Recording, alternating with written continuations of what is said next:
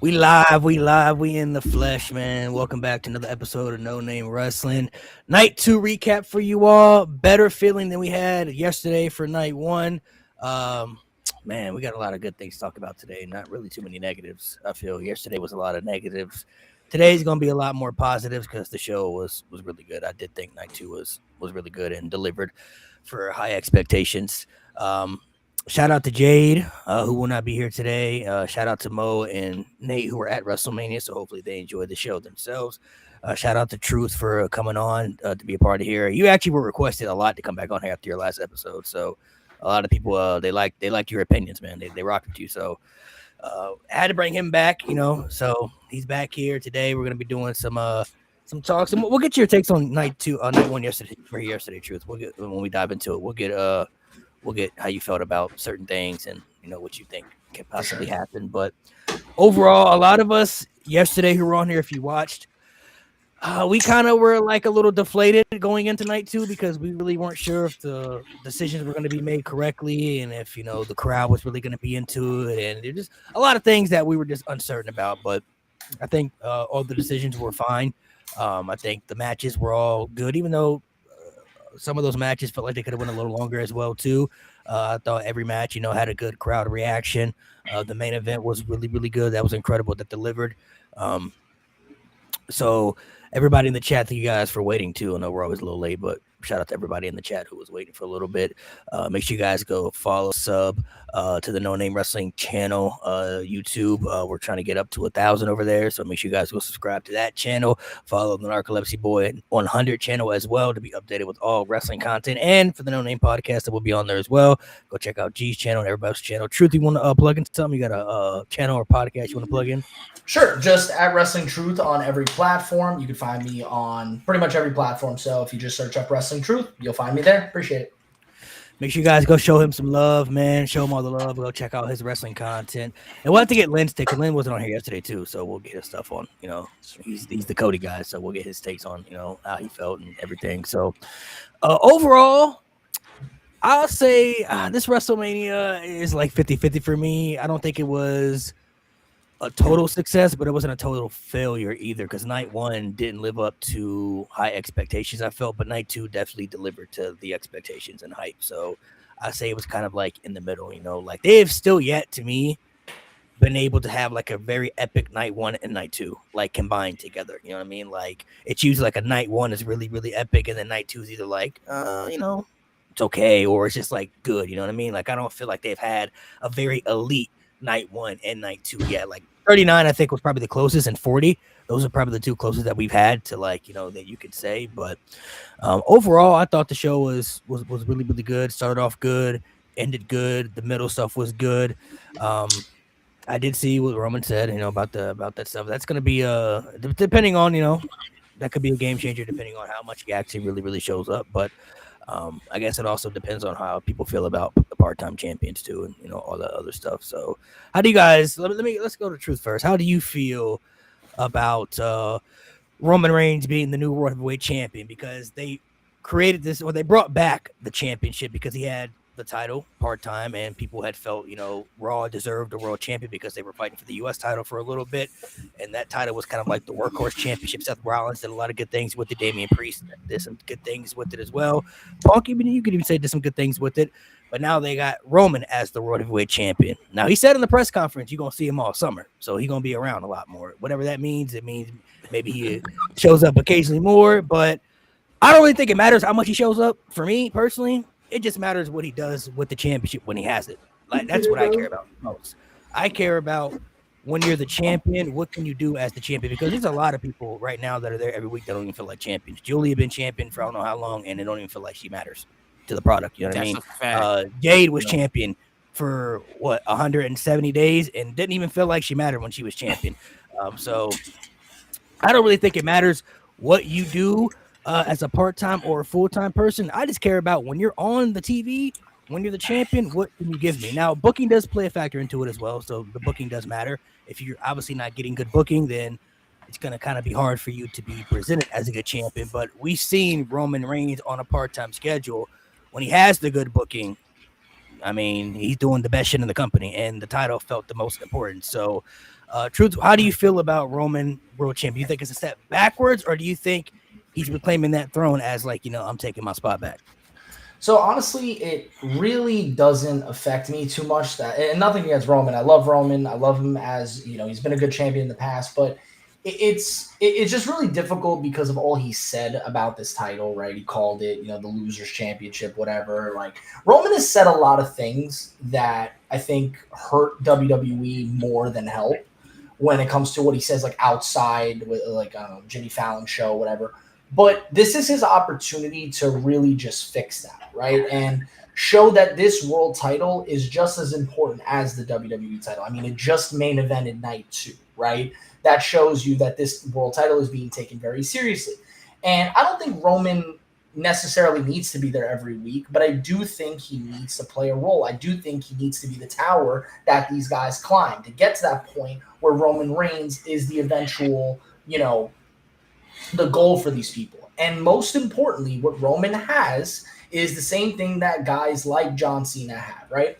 The person that beats him gets this absolute jolt forward. So whoever is that guy, and we'll find that out, like they said, over the summer, right? We'll figure out who it is that's going to beat Roman Reigns because that person is going to be WWE's go-to guy when they dethrone Roman Reigns. So overall, I don't mind Roman holding the title, but I do need to see a little bit of significance. I do need to see at least him being brought up on television. Because if we go back to the days where the United States Championship, the Intercontinental Championship are main eventing every show, and you don't really feel like the world title even exists at this point, it's going to suck for a lot of fans throughout the summer, which we already know WWE throughout the summer has its pretty low sometimes. Lynn, what about you? So for me, I think it's I agree with Truth to some of the things he was saying, and I go back to what G said the last week on the pod. Roman winning is good for the fact that when Obafemi beats him, it's gonna be great, and like that's If it's kind of Obafemi. If it's Obafemi. if it's Obafemi, and I feel like it should be Obafemi where we're at right now, at least today. But the thing is, Roman has to be there and do a couple matches on Raw. Give the people something. I will say I like that the Usos did not come out at all during this match. What does that mean for Roman's character on Raw? He did this alone. Is he alone on Raw? Are we bringing the Bloodline back? Those are things that are interesting to me because I don't want the Bloodline back. So what does that mean for his character on Raw? Is he rolling solo? Let's see what's up. And the fact that in that press conference, he seemed very interested with the fact that the crowd was calling for Oba. So let's see what can happen. There's Braun Breaker. There's Seth Rollins. There's a lot of things on Monday Night Raw if Roman is going to be believed and is going to be there all summer. Because I know Seth Rollins is pissed. That's the championship he got made because Roman Reigns was being a dick and holding up the whole thing, not giving, just holding that thing hostage, not coming to work. And now the championship that Seth Rollins made, Roman Reigns has. I know we want to jump to Oba, but Seth is going to want to have something to say about that. I know Gunther is going to want to have something to say about that. I know Braun Breaker is going to want to have something to say about that. So there's a lot of interesting things for Roman to do on Raw if he's going to be there. So I'm okay with that. How did you feel since you're the Cody guy real quick? What did you think about what you saw last night? So in ring, and I know people are going to be like, oh, bro, he's trying to he's trying to give his guy a little spear to pull him out into the boat. But my thing is this: in ring, I love seeing the way Cody worked heel last night. I dug that a lot because it reminded me of Bullet Club Cody. I'm not saying he went full that route, but we got shades of it, and I like seeing that in ring. And I like the fact that we got Pat McAfee out of there early. But certain decisions didn't make sense to me, where it was like, okay, why at the end when you have Cody do the low blow? Is it the double turn? Okay, is it happening? You have him quick win, but then you have Randy do what he does and punt him. And I'm not mad at Randy punting him. It's just like the way we got to Randy punting him didn't make sense. But I am intrigued to see kind of what me and Truth were talking about before the show started. I'm intrigued to see what happens on Friday now because Pat McAfee's out of there. Jelly Roll's out of there. We can tell a really good Randy and Cody story now leading into Backlash, which could be very, very interesting because not only did Cody bleed, Randy bled. And Randy was excited that he bled and is the old Viper back? Are we getting that? Or are we getting heel Cody? Cody, your eyes messed up. Are you going to really go for it because Randy was working babyface? It's very interesting. We could see what could happen. But match, in ring, I wasn't upset. I think to me, before you go, actually, no, I'm gonna let you go first before I say what I gotta say. Go ahead, man. You can talk about the night too. Well, you know what we're getting, right?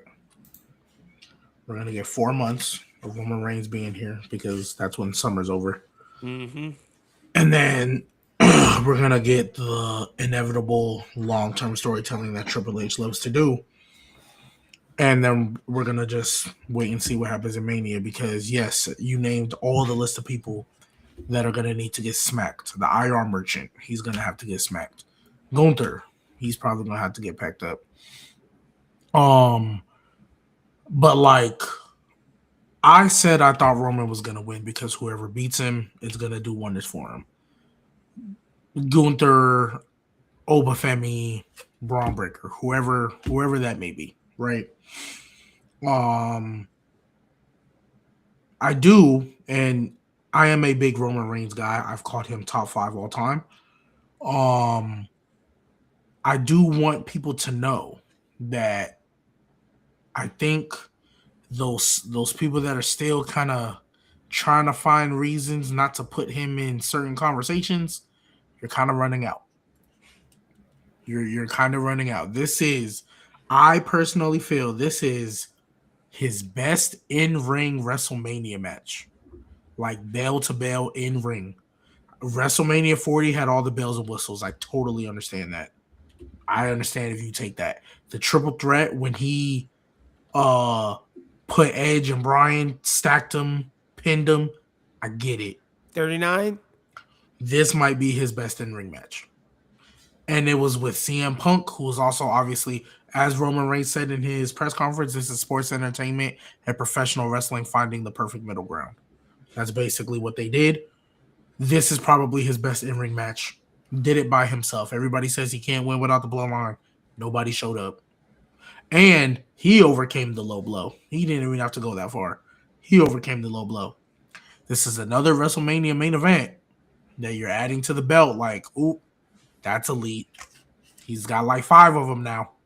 Which is crazy because it started off rough too. It started off so rough, and now he's got about, I say, 4 elite main events. I mean, Five. First Brock match. You got the first Brock match, the 2 triple threat matches, both Cody matches. Both Cody matches. So And 6. And then the tag team match too with Ron. I mean, that was pretty good too. So well, that's what I'm saying. So you got you kind of running out, and he's got 11 main events. You kind of running out of reasons not to put him there. AG you can't talk about accolades. 39. Can't talk about.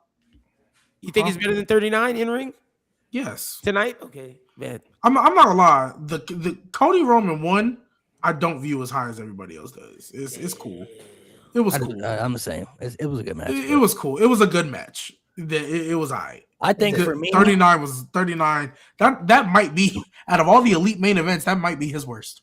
Damn. That out of all the elite main events, that might be his worst. I don't know, man. The elite ones. I'm not talking about. I'm not talking about all of the main events. I'm talking about the elite ones, the ones that we consider like, yeah, it might be his worst. Because I would say I'm gonna say this because we still don't know what's yet to come for this Roman Reigns world title run. So we're just talking hypothetically. But because I don't think he's going to be able to do what he did the last time he was champion, but he doesn't necessarily have to. Like, that's going to be hard to top at that level. But if he can take the World Heavyweight Championship, even on a part-time schedule, and make that the most important title in the company, uplift that title like he did with that Universal Championship, make it the most relevant thing in the company, and he's given us moments, good matches, good storytelling on top of that, good character work, and he uplifts others within the story, or he puts somebody over to help solidify that person for the future, whatever the case may be. We're going to have to start having some real elite conversations about where Roman Reigns ranks all time, bro. Like, I know people going to bring up the big dog stuff, and yes, the big dog stuff is to be acknowledged. That happened, even though I don't think all the big dog stuff was terrible, but there were some rough times, during that big dog era that you look at was like, ooh, man, that was rough. But ever since Tribal Chief, there aren't really too many like bad things you could point out about this run. But Even what on a greatest full-time of all and a time part-time doesn't schedule. have So, that? I mean, everybody has highs and lows for sure. That's a thing. Everybody has highs and lows, but like, if he can take that World Heavyweight Championship and he can do something special with that, even if it's like temporary, even if it's not something long term, or whether it be long term till next year's WrestleMania, who knows? He doesn't need a long reign for this. He really doesn't. It doesn't, but whatever. Because whatever ideally the main event should be Roman and Seth. Like, we need to get that out the way. I really truly believe that's what Roman's waiting on. We need to get that out the way before it's like to be done. He needs his win over Seth. Yeah, that's the only thing he doesn't have in his career is a true one-on-one win versus Seth when it matters most. He doesn't have that. So that's what we're waiting on. I don't think it needs to be a long reign. I think I'm gonna just be real. Y'all can say what y'all want, other than post SummerSlam after the Jey Uso match, because that one we knew we were getting to Cody, and we were just kind of let's get through September to January, right? Because we knew we were getting to Cody. Post COVID or post Thunderdome, whatever you want to call it, has literally given you nothing but elite work. Nothing but elite work, right? And again, we talk about the big dog. I get it's a lot easier to remember how bad something was versus how good something was, right? I get it. 2018 and 2019 big dog were atrocious. The man came back from beating cancer and still got booed. I feel you.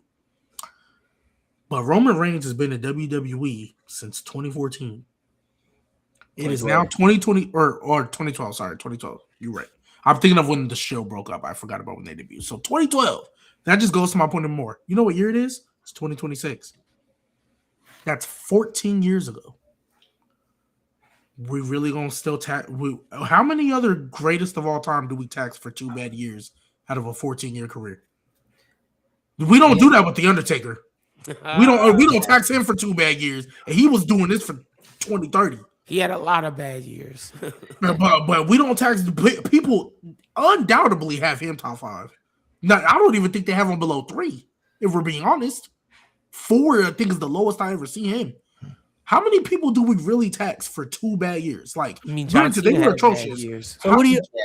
So who do y'all think Roman Reigns is chasing right now? Like, people that he's trying to get over right now in the rankings. HBK, and that's it. Because I don't think he'll ever pass Stone Cold, Cena, and Undertaker. Just has too much longevity for him to pass him. The only person he's trying to pass is HBK. I think he's just trying to. I think he's just trying to show everybody that his peak is going to be longer than everybody else's peak. Because, listen, yeah, and honestly, G, just to talk about it, because the whole big dog Roman Reigns thing really does always it bothers me because we're still bringing this up, and I don't know why Roman is such a polarizing figure amongst the IWC. Like, you have the people that swear by him, he's their number one, and you have the people that I can't even stand to look at him. I don't know why. It's not like he's this controversial figure that I don't know, says and does terrible things and you have to find a way to defend him. Like, he's a good dude. He's a good dude. He's been a great face of the company, right? He's been a guy that has done plenty of things with fans. I don't know why he's so polarizing. And I don't know why we still talk about the big dog, because as time goes on, the big dog is becoming more and more relevant that it was not him. It was Vince McMahon. It was 100% Vince. Vince's booking of him was terrible. And most importantly, he made sure that Roman's biggest weakness, which was cutting babyface promos, right? He made sure that that was the focal point of what he did. He allowed John Cena to go out there and humiliate him. Like, these are things that Vince allowed to happen, which made this big dog Roman Reigns character look even more pathetic out there. And the fact is, yes, he was force-fed down our throats, but now here we are. Roman Reigns is so far from that character. He had a goatee, now he has a full beard. He is so far from the character that was that big dog Roman Reigns, right? He is the main event. He is the front and the face of this company. No matter how hard these fanboys try to hate on him and show how much they love other wrestlers in comparison to him and try to diminish him, he is the face. And that's why a part-timer just won night 2 of the main event of WrestleMania, and people are celebrating it. I think the big dog run, it kind of ruined his reputation a bit because he was force fed for so long. Like, he was literally handpicked. Like, how many people do you know, like, can we really name that you could just tell were just handpicked to be groomed in the spot? Literally, his first WrestleMania after the Shield, he was in the main event. They didn't waste any time with Roman Reigns. With Brock Lesnar, mind They you. literally put him in the main event of WrestleMania right after the Shield broke up. So it was clear cut, like they were trying to make Roman Reigns the next guy, the next John Cena, you could say. And that's why people rejected him. Like, that's why people didn't like him. That's why people were against him, because it just wasn't authentic. It wasn't working. But WWE was trying so hard for so many years to make it work or make us accept it. People just started to hate him even more. And the part-time stuff, I think, some people just will never like the part-time stuff, no matter, what you say about it. Some people just don't. Brock ruined that for everybody. Yes. So certain people just won't like champions who aren't there, even if there are champions there every week who aren't good still, they just want to see. We're so used to the era where we come from. It's like when you're the champion, you're there. You know what I mean? Like we see you all the time. That's just the era that people are just so used to, and it's just become, a thing. But I want to ask you this: do we have to start revisiting conversations about who the real guy is now? Is it still Cody, or is Roman taking that back? It's still Cody. You know what? I'm gonna let y'all go first. Is Roman taking it back though? You think he's gonna take it back? It was always 1A, 1B. It's just Roman wasn't here. That's all it was. Roman wasn't here. It was always them two.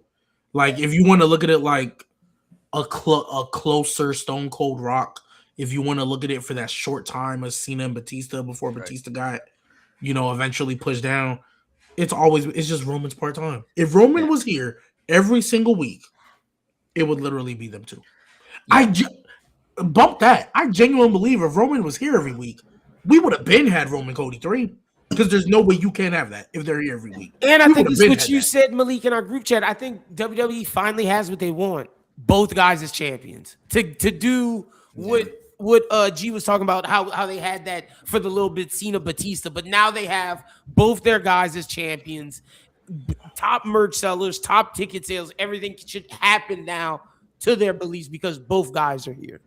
Yeah. And Cody will always be their guy because he's with the kids. The kids adore Cody Rhodes. Roman Reigns is a guy who, yes, of course, like kids will be wearing his merch and stuff, but you're not going to see him going to all those little meet and greets with the kids anymore, because at this point Roman does have a massive schedule that he does outside of wrestling, and he does have that Stone Cold vibe, right? He's not going out there and pandering to the crowd. Cody panders to the crowd all the time, right? And that's the reason they won't turn him heel, because he's doing too much good. Same reason they didn't want to turn Cena heel. He's doing too much good for these young kids to take this guy and have him rip the hearts out of every child that's sitting there in their little American Nightmare shirts. Like, he doesn't – Cody and Roman will always be 1A and 1B. One guy represents in my opinion, the more adult crowd that watches wrestling, which is Roman Reigns. And Cody Rhodes represents – this good, clean, babyface guy who's just sitting there with a smile in his face and his nice blonde hair slicked back with gel, and he's just happy to be there. So I think they work in tandem together, and it's phenomenal. And I do think I don't even think Roman is challenging for anything. I don't think he's ever left. Even him being gone, he's always been the go-to guy. They chanted his name for years when, he's only been gone for weeks.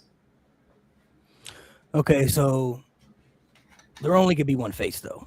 It's been that way. It's always been one face of the company, one guy who's the marquee guy. So let's say if Roman is sticking around, like he says he is, if he sticks around through the summer, there's going to have to be one guy. Who's going to be the guy? Is it going to be Cody or Roman?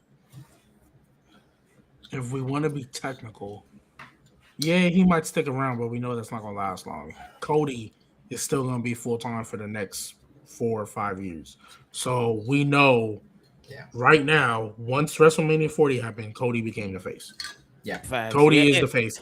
Roman is just still around. And Roman, this is the first babyface run for Roman since pre-COVID. So now he's just a face now. But Roman was the face as a heel for them 4 years. Once Cody won and finished his story, Cody became the face. Roman is just still over like that.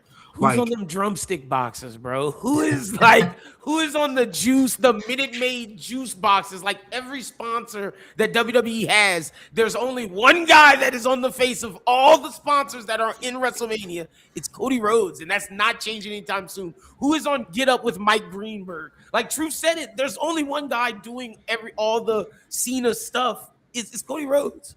And because your face. Roman's not gonna want to do that. His kid, he had 10 kids ringside. Like he's going home to them kids, bro.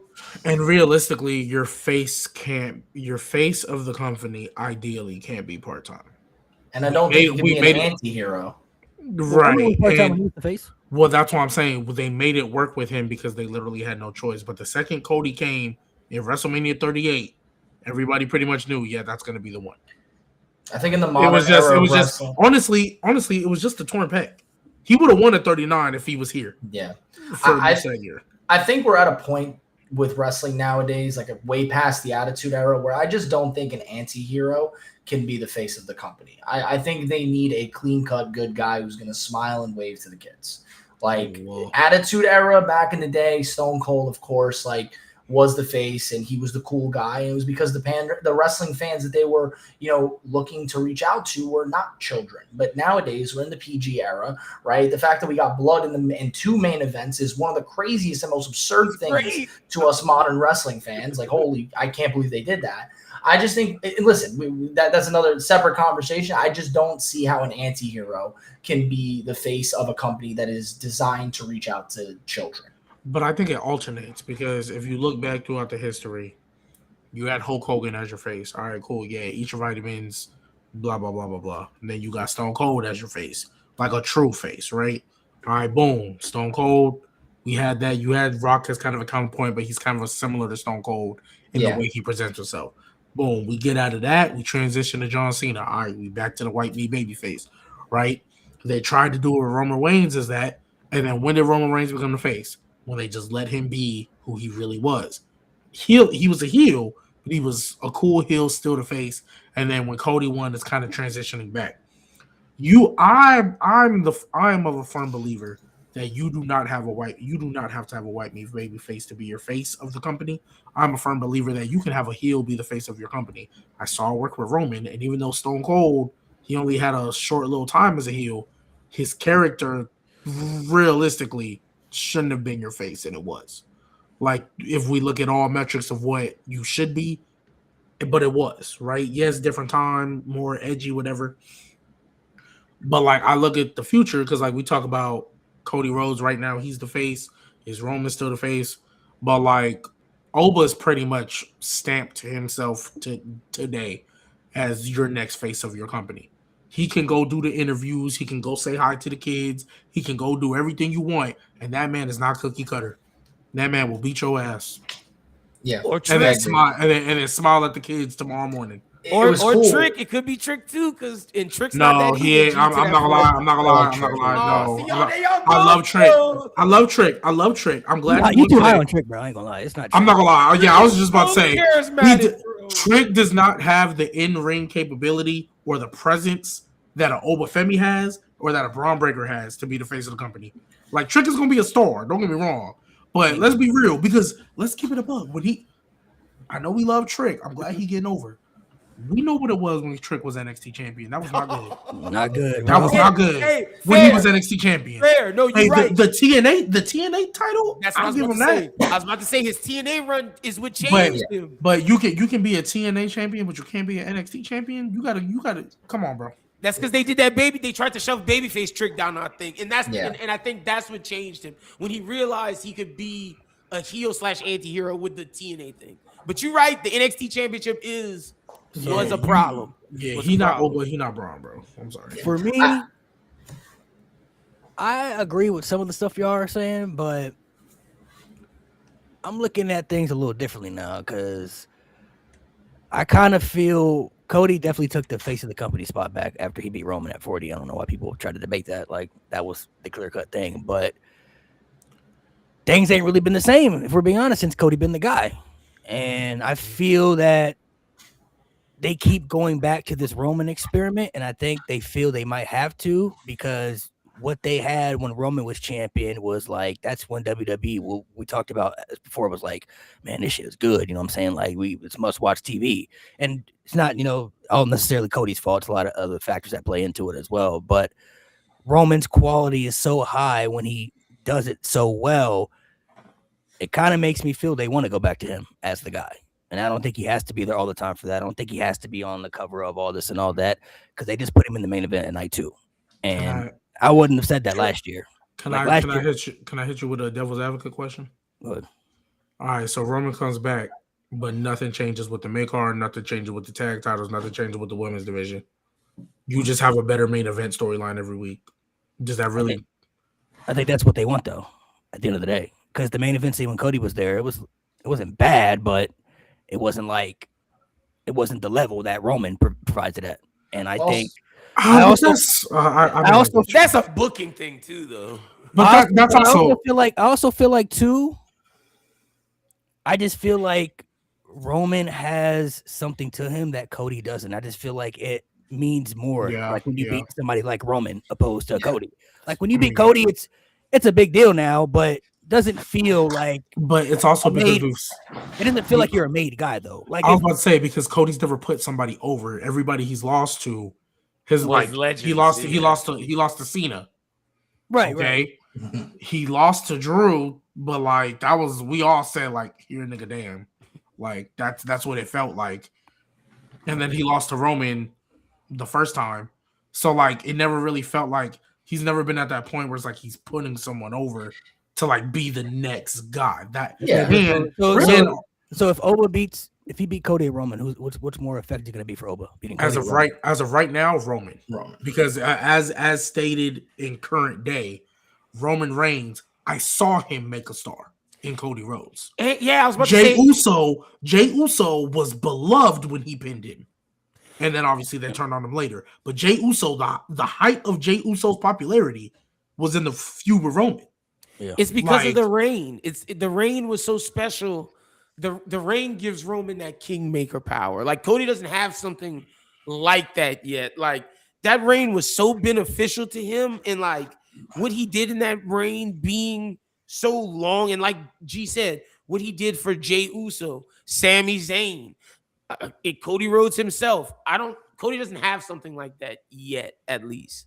And he might not ever get something like that. Yeah, because Cody Rhodes ain't going to have a bloodline behind him or a faction behind him that's going to give you peak cinema storytelling. Because the thing that made the bloodline so special was that all the character development storyline that was happening felt legit.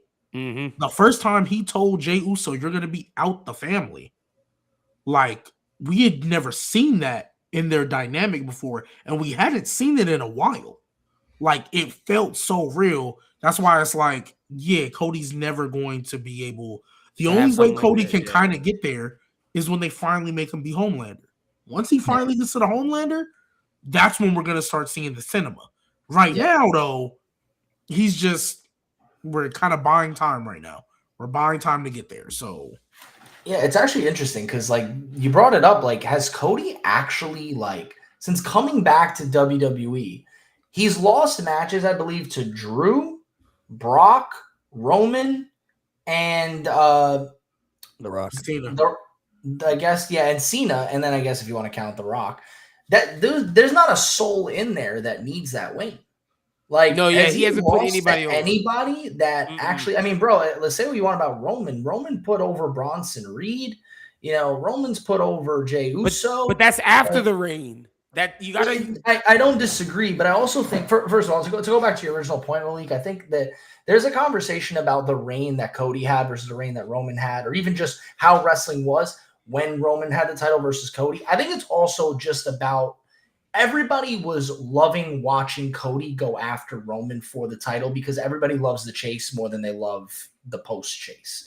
Right, baby faces are better as chasers than champions. Mm-hmm. It's been a tales all this time. That's why Cena had so many reigns that were so quick. Stone Cold had so many reigns that were so quick because in the end of the day, they're better on the run trying to get the title than they are as champions. And it's nothing against them, but watching a heel find their way chasing after a babyface just doesn't hit the same as watching a babyface go after a heel. And now we're in an era where the heel and babyface terms kind of go all over the place because there's so many bad guys that are rooted for and good guys that are not rooted for, that it kind of feels like at this point, Cody Rhodes does need that kind of a Homelander turn, because I think we just need to have something added to his character, because right now it is stagnant. It is stale. It's the same guy. And every match, there's a little bit of heel tactics, but it never leads to anything.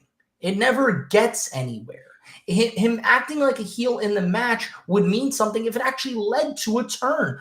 And it looked like it during the Randy match we were getting there, but then no, Randy punts him after the match to say, nope, I'm still the bad guy here. So it's just very interesting, like that they've had this dynamic with Cody for so long, and he is getting to that later Cena years where it's just like you're really struggling to just root for him because it's so boring and stagnant sometimes. But I don't know where we're gonna go from here. Well, I also think, kind of piggybacking off your Cody point, this is the first time Cody's reactions live crowd are actually starting to change. Yeah, because I thought That's for true. sure, That's true. I thought for sure after Cena, like, yeah, he about to start getting booed into oblivion. Don't know why you decided to do it, and he wasn't. Yeah, the Cena Like, match other felt than special. Other than the felt match special. afterwards, Cody, I don't know if you watched the SmackDown before WrestleMania. Truth, that woe was the quietest woe I have ever heard since he came back. it was. I actually heard the Really? audio. I actually heard the audio track say "whoa." Nobody in the crowd did. Truth. You ain't gotta watch nothing on that show. It's a waste of time. I got a baby But now. go I don't wanna watch waste my that time with entrance. SmackDown. Go watch Cody's entrance. That's all. It literally 3 minutes out of your time, because I the rest want of to the show see is how trash. people react to him post Mania, because Vegas didn't like him with the Cena thing, but you are right. That's the lowest woe it's been. I'm very interested to see next time he's on camera how people react to him. Well, this is the first time it's gonna change, because he had the SmackDown, nobody woed, and then WrestleMania, yeah, people woed, but he got booed. Look how fast it happened with Sami Zayn, bro. No, Zayn Sammy's was in a getting different- cheered. Sami Zayn's a completely Sammy's different story. I'm cooked. sorry. Yeah, But he's I'm good. saying, look at how That nigga. look at how That nigga. fast it happened, bro. Sammy was getting cheers. Then he won a match that people didn't want him to win. And then all of a sudden after that, he was getting booed out of stadiums. Yeah, Sammy no, won the United States title originally, and people weren't happy about it because like, what the hell is he doing here? Stupid. But he did the challenge and stuff, and people were like, okay, whatever, Sammy's cool. Sammy won it from Mello. That moment flipped everyone's opinion on him from, oh yeah, we like him, oh Sammy's cool, to I'm done with this guy. Nah, that nigga been done since he beat Gunther, bro. That nigga been done since he beat Gunther, bro. But the whole point is that I do think Cody winning against Randy may have pushed a little too many buttons. I think people are, and I was telling you about this earlier, bro. I think if we get to where we need to get to in Backlash for Randy, I think everything that happened at Mania Night 1 with Randy and Cody is fine. But I'm very intrigued to see how this goes, because they're not booing Randy, right? And they're cheering and they're booing Cody. Their dynamic that they have is not working out. And now you take out the only guy who was getting booed, which is Pat McAfee. I think we're going to see people just straight up booing Cody Rhodes. And then it's going to be, what does WWE do? Do they pull the trigger or not? Well, Malik kind of convinced me. I thought about it more. Malik kind of convinced me on his point. I'm 100% treating this match as a factory reset on this feud. Oh, agreed. I'm treating it factory 100%. reset. Randy will win either at Backlash or whatever comes after that. And Cody losing, or Cody is finally going to be like, because he was kind of doing it in the match. I think Cody is finally going to like acknowledge the fact that the crowd is booing him. Mm-hmm. And like he's gonna do the "You People" promo, but it'll be a "You People" promo that makes sense, because technically in Cody's eyes, he's done nothing wrong. Yeah. Everything he's done has been in retaliation of what other people have done to him. People turn on him. Yeah, exactly. Yeah, people turn on him. People do him dirty. He's just fighting fire with fire, and he's getting booed for it. So he will have the "You People" promo that will actually work. However, yeah, this is just a factory reset. We're gonna get what we should have been. Hopefully, they put Aleister Black in this feud. Seeing that report, I know And that then I makes you literally, mad. That made me bro, so mad. bro, it made me so mad because I So literally said when it was Pat Bar for McAfee on the bar. phone, I literally said, brother, Aleister Black was right there. A You black said- mask from Aleister Black don't make you listen to the voices, but a phone call from Pat McAfee do. You said Yeah, it bro. bar for bar, bro. Yeah, You, bro. like See, that shit was crazy. DJ, I don't lie when it comes to Sami Zayn. Sami Zayn been a bum since he beat Gunther. Because he beat Gunther a year after he ended the Usos tag reign and was acting like an underdog to Chad Gable. Not a month later. Yeah, bro. Sami Zayn been cooked since. Bro. But I definitely think we're getting the Cody heel turn, man. Because I saw that Mania when he hit him under the thing. I was like, oh, it's here. But I don't mind them slow rolling it. I don't mind the slow roll. They've been slow rolling it for a year and a half though. But the two baby faces hit low blows this main event. You guys think Yeah, about CM that? Punk did too. Bro, Okay, like, wait. Do we think Yeah, I mean, CM now Punk's a granted, heel? Punk got hit with the steel steps, so I don't blame him for a little low blow. But like, it's kind of funny that both baby faces hit low blows. Well, for Cody, I think that's like, oh wow, brother, you're a heel.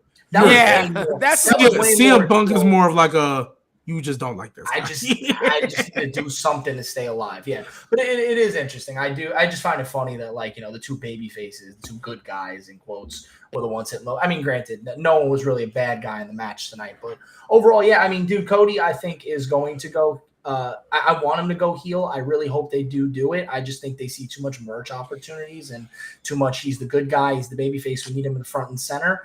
And I would like to see them prove me wrong. That's truly what I would like to see. I would like to see them prove me wrong in that area. I'm interested to see how they book, Roman and Cody as champions now moving forward. How long it's going to be? You know what I'm saying? How long will it last? Who they fail? I mean, Cody's obviously going to go back. You know for sure Cody's coming out during Roman segment tomorrow. For sure. You think he's gonna come out during Roman segment? They both gonna be on Raw, right? With one Cody, eye Roman will. I don't know about Cody. Yeah, I think Cody said before that he was gonna be on Raw. Cody's messed up though, right? He had to cancel WWE Worlds for him. He'd be all right. He's come out there like, hey, G, if he comes out, if Fetty Wap do it all the time, he'd be okay. That Crown Jewel Championship might be where we might. Yeah, Fetty Wap be walking around with one eye open all the time. Cody Rhodes will be all right. You ain't got to do nothing physical. Just come out and look at Roman Reigns and be like, you know what I mean? All Cody got to do is, didn't I beat everybody competing for that title? Kind of play off of what Roman did, and then we can keep it pushing. It's gonna be a different side now too, because now people are gonna lean more towards Roman's side opposed to Cody, because now Cody's been the guy for a couple years now, and people are kind of getting a little repetitive and tired of it. So it'll be interesting to see how they do certain things with that. I don't know if they're gonna pull the trigger on the Cody heel turn anytime, because I don't really think they honestly want to. If I'm being honest, I don't think they really want Cody to be a heel. I don't think they feel like anybody can take the spot that he's in. Even though Roman, even if he shows up more occasionally now, I think they value Cody in the position that he's in. So if the boos start to happen, I think they kind of expect it, to be honest. I think it's kind of just like we're kind of expecting it. It's just a matter of time before when it happens type stuff. I think it's inevitable to happen, because baby faces like Cody, you can like for a little bit, but then it gets to a point where, like you said, they get a little stale, and then it gets kind of hard to support them, where it's like, you feel like, too cookie cutter, as they would say. But Cody showed many, many times that he can be a different guy besides that, in his matches. And the heel tactics that he's done in his matches, I never looked at him as like he's turning heel. I just looked at it as he's doing what he has to do to win. I didn't until Mania. Mania was the first time I thought, like, is he gonna turn? I didn't feel that way either, because that's what Stephanie told him he had to do. If you're gonna win, you gotta gotta be a different guy. You can't be the same Cody. It's not gonna work. So Cody's doing what his opponents have either done to him or tried to do to him first, or he realized, like, this is what you would do to me. I'm saying I'm just taking advantage of that opportunity. You feel me? So I look at Cody as he's the baby face, but he's not afraid to get blood on his hands if he has to make sure that he wins at the end of the day. And I think that's a unique style, because not all baby faces are like that. Some baby faces are like how Sammy was for a little bit before it started to change up. Like, he was trying to do the right thing. I'm trying to fight with pride, and I'm trying to always do the thing that's always right. But you're not winning though. So if you're not winning, it's not working. You know what I'm saying? Cody only made that one mistake against Cena, but that quickly switched. You know what I'm saying? Like once he realized he had made that mistake, he's like, yeah, I ain't doing that again. Like that, you won't catch me doing that twice. One time, okay, you got me once, but I'm not gonna do it twice. So I think that's how I kind of looked at. I never looked at anything Cody's done as heel was like made me feel like he's about to turn heel. Like I haven't felt that way yet. Like when it comes, I think we'll know based off like his expressions and like how he acts in the ring. You know what I mean? Like when Cena kicked Cody in the nuts, you saw the expression change. You were like, oh, that's not the heel turn. I mean, that he's a bad guy now. Like I haven't felt that with Cody. Like when he did the stuff with Cena and Orton, it was like he didn't look different to me. He just looked like he was the same guy. So it'll be interesting to definitely see what they do with Cody and Roman as far as, you know, I think the WWE has really wanted Roman and Cody both as their top champions, which is why I thought both guys were winning at WrestleMania 42. So now it's like, I think they see the conversations as far as like who's the guy. Some people think it's Cody, some people think it's Roman, and you know now it's like, all right, we have them both as champions.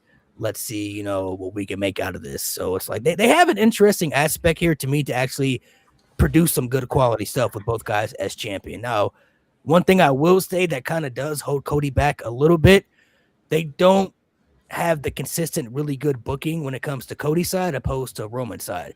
Because all this Pat McAfee and Jelly Roll stuff, I never see Roman Reigns doing anything like that. I don't think he would ever agree to do something like that because he know that shit would be trash. Like, you're not going to put me in a situation that will be bad. I mean, the only storyline he's had since being tribal chief that you could say was kind of like mid, maybe the LA Knight stuff, you know, but that was kind of leading into the Cody rematch and everything. But like Goldberg. Other than that, and I mean, that was just a little filler thing. That was only like 2 weeks, you know what I mean? So it's like, other than that, trash. His long-term story stuff, his like long-term story layouts had never really been bad, you know what I mean? Like if it's been planned out really, really good. With Cody, he's had some good stuff, but then he's also had some stuff he's been in. It's like, why is he in this? Yeah. What is he doing in this? Never felt that with Roman when he was getting booked as champion. So that's the only thing that could potentially traject him a little bit. Is like, if you're going to make these two guys your top champions, you got to treat it that way. You know, make it competitive. Make it a fight. Make it competitive among the fans to debate. Like, is it Cody? Is it Roman? Like, make it that feel, because we haven't had that since Austin Rock, and that was the Attitude Era. You know, Batista and Cena had it for about a year, but it didn't last long before you felt Cena eclipse Batista in that spot. You know what I mean? They have an opportunity now, I feel, to do something cool where you have two top guys as your world champions and fighting for that top spot. And then you have Braun Breaker, you got Obafemi, the two next guys upcoming. So it's like, now you got two top guys in that spot and two upcoming guys in that spot who can beat these two guys to take, you know, the championships and then fight for that spot again. So they have something really interesting to do here, but with the WWE, you just never really know what direction did they go in, because right now it's a cool feeling to have right now, but that shit could change by tomorrow. Facts. That could all change by Monday Night Raw. Because you know who finna pull up to Monday Night Raw tomorrow? Mr. Obafemi, the conqueror of the beat. Man, boy, I was so hyped because everything about this show was contingent on this opener. Yeah, it was. I said, if y'all make I was like, I swear Brock Lesnar wins, I was turning off the show. I was like, I don't want to watch the rest of it because I know what type of... they could have made every right decision after that and gave me 5-star classics. It wouldn't have been the same. It wouldn't have mattered at all. Wouldn't have been the same. I agree, dude. It was I don't know how much. I don't know how long. You know, every match was short other than the main event and the ladder match. So I don't care how long it went. I was a whole time. I said I don't care. I don't care how long it goes. I don't care if it's 5 moves of doom. Oba better win. Came up. Hey, that F5. I wanted to see him kick out at 1, but I'm glad he popped up. That no slam. Fall from grace. 1, 2, 3, boom. I said, okay. My literal reaction was good. I can enjoy the rest of the show now. Right? I can enjoy the rest of the show, and I can make sure we get these other right decisions that I was worried about. Agreed. Honestly, bro, I saw Brock Lesnar sit up. I really thought, I said, whose music are they gonna hit right now? Because I swear if it's Gunther's, I might be so turned if it's Gunther's. I'm like, whose music are they gonna hit right now? He took that first strap off that glove. I was shocked, bro. I said they let Oba do it. I said they let a black retire Brock Lesnar? Oh my god! And you see, you argued with me, y'all. You said it didn't matter that Oba taught his daughter how to shot put. I told Bro, I you promise that you that doesn't matter. I promise you that doesn't matter. That's why I he let promise Oba you, retire, bro. I promise you that doesn't matter. Bro. That's Do why you he guys did, think bro. there's? Do I you guys promise think there's any chance, like realistically, do you think there's any chance that Brock made that call in the ring by himself? Like, do you think there's any chance that nobody backstage knew? Because he Oh, looked, for sure. because Paul Heyman looked lost. I Like, don't. Paul- I and he genuinely don't looked think at anybody Paul knew. Heyman and he went like this. I don't know what that, like, I don't know. I think he's just basically saying, I'm done. Dude, but like, because it felt weird, in my opinion, that they were building up the whole Gunther thing, right? Like, oh, Gunther's going to, he needs a favor. I think the favor now will be a world title match. But like, I think that was obviously the favor was going to be, I'm going to retire Brock Lesnar. But like, bro, like it was weird because I don't like Brock. I know. Right? I've never been a fan of Brock. There's a lot of reasons I'm not a fan of Brock, but if we want to just talk about Brock Lesnar in the ring, I am snoozing half the time when he is in matches. I hate watching him wrestle, and he's on the receipt. He is usually a part of matches that I get really pissed off afterwards. John Cena matches, right? Like Kofi Kingston matches. I'm very furious at a lot of matches he's involved in. Watching Brock Lesnar start like doing that, like it was such a weird feeling because like I kind of like felt bad watching him, but at the same time, I don't like him. So it was like I was sitting there and I was like, huh, like he's actually retiring right now. Like, Yeah, good. Yeah, like good. I think I for guess. me it was just more like, oh, because I it was agree like 200%. shock. I don't think anybody knew except 3 people. I don't even think Paul Heyman knew. I think I don't think Triple Paul H Heyman knew. I think Triple H knew. I think Nick Khan knew, and the cameraman knew to pan to him. So Stu. Those are the only 3 people I think knew that he was going after this. Hey, I'm hanging it up. I think those are the only 3 people who know. Unreal Season 3, baby. Right, literally, that's unreal, right? I saw him do that, and it was more so like, out of everything I wanted to see or didn't want to see from Brock Lesnar, retiring here at this WrestleMania, because I was not expecting that at all. I just assumed Minneapolis, that's where you're from. Mm-hmm. Yeah. So because it happened here, it almost gave me the feeling that AJ gave me when he actually lost to Gunther. It was like, here? Like AJ, I was like, you can't wait 2 more months? Like you ain't got to wrestle in between then. You can't wait 2 more months. And then Brock, it's like, I guess technically WWE never advertised this or nothing, so it's really on us. But I just like, oh, so I sometimes I guess you just done when you're done. You don't want to wait till you get to Minneapolis. Brock said he was through, bro. Yeah, it was just weird, honestly, watching him get emotional because, like, he was sad, man. I genuinely didn't think he cared about this. Like, he always used to say it. He used to say it to the media. I'm here for a paycheck. I'm only here because I'm getting paid. Like, he would disappear for so long and come back when he gets a bag. Like, it was weird to see. He like wasn't getting that Saudi bag no more. That's probably what it was. He was probably shedding tears because he's not getting that Saudi bag. Genuinely, no like him hugging Paul Heyman and stuff. I was like, does he actually care about this? Obviously he cared. He's always cared. Like, I don't know why people thought that he never cared. It's just he doesn't care about the accolades and stuff. He doesn't look at wrestling the same way that everybody else looks at wrestling. To him, it's just this is what he does for a living. This is his job. But he obviously wouldn't be there doing it if he didn't enjoy it. Like, he's in a position throughout his life to where it's like he don't really have to do anything he doesn't want to do. You know what I mean? Like, and that's a very good place to be in your life where like you can be in a position to where like you can make decisions and do things that you want to do in life. Like, it's that's a good position to be in. So all the years that Brock was there, I mean, yeah, he was getting the money, so that's a big part of it. But if he didn't want to be there, then he wouldn't have been there because nobody's gonna force him to do it. They're not gonna be like, hey, Brock, you got to come and do this today.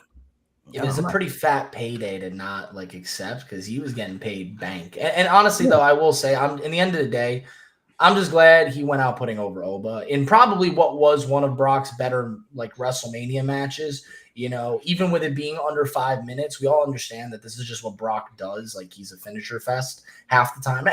Sometimes he puts on longer matches, but like this was probably my favorite sub 5 Brock Lesnar match. And I think it even passed over the Goldberg match because like there was actually some back and forth where I was watching Brock actually like kind of mess with Oba a little bit, but Oba just never even blinked. Like, he was never really worried. He was always going to come out on top, and you could tell. I think in the end of the day, if Brock could go out to anybody in this business, I don't think Gunther needed it. I understand his character, but I think Oba was the right guy to go out to. Yeah, Listen, it seemed like Brock Lesnar really liked Oba Femi. He did. He really liked him. And if this was the guy, if this is a call Brock made on his own saying, I want to retire here and I want to retire to that guy, I'll give him props. Good call. Yeah, I think Obafemi was the right call too. If Brock is fully retiring, I mean, it just helps make Obafemi even better for the future, right? So we're always talking about the future and these guys who are part of the future. That's a good look for Obafemi to have. Now you continue his path to dominance and his path to being, a world champion and doing great things for WWE for the future. And Brock, truly, I only think came back just to have this ending because, before he disappeared for all that stuff that came out, he didn't have a proper ending. I mean, he had the Cody stuff, but it's like, I don't think that was going to be the end for him. I don't think he felt that was going to be the end for him. So him coming back was just him more so of like, I'm gonna come back and just end it the way, it should be ended. So, kudos to them for doing it the way it did. I mean, it was a short match, but it was a fun match to watch, and it was exactly what it needed to be. Like, they made Oba look really good. Brock didn't even kick out of one finisher. Like, it was done very, very well. So that's how you make a star. This whole build was to make Oba a star, and it's worked. They did, so bro. now WWE, they have a star on their hands and a silver platter. All they got to do now is just execute it. He's so over. They were chanting to Roman, Oba's gonna kill you, bro. That like what? Obafemi is him. But can we talk about the second match of the night? Because man, that ladder match was high. Before we move off, because we just mentioned Roman, I just want to say something that I just saw, and we can move on. We ain't even got to comment on it. I think you're about to say exactly what I was about to say. Go ahead. Chat. First off, for all I think there's 330 some people in here. Like the video. Shout out y'all. Like the video. Shout out all y'all, man. Like the video. Subscribe. Roman Reigns' entrance. Beautiful entrance. I'm glad he got his OG theme back. Black and gold glove. Aura. Roman Reigns' entrance was longer than Liv Morgan and Stephanie Vaquer's match. Oh, that's nasty. I'm gonna let that simmer. Roman Reigns' entrance. That's nasty. Was longer than Liv Morgan and Stephanie Vaquer's women's world title match. But what if you included Liv's intro? What if you include Liv's intro? We don't want to do that because that was horrible. I don't care. I meant to say this yesterday. It gave me 2000s Kesha vibe.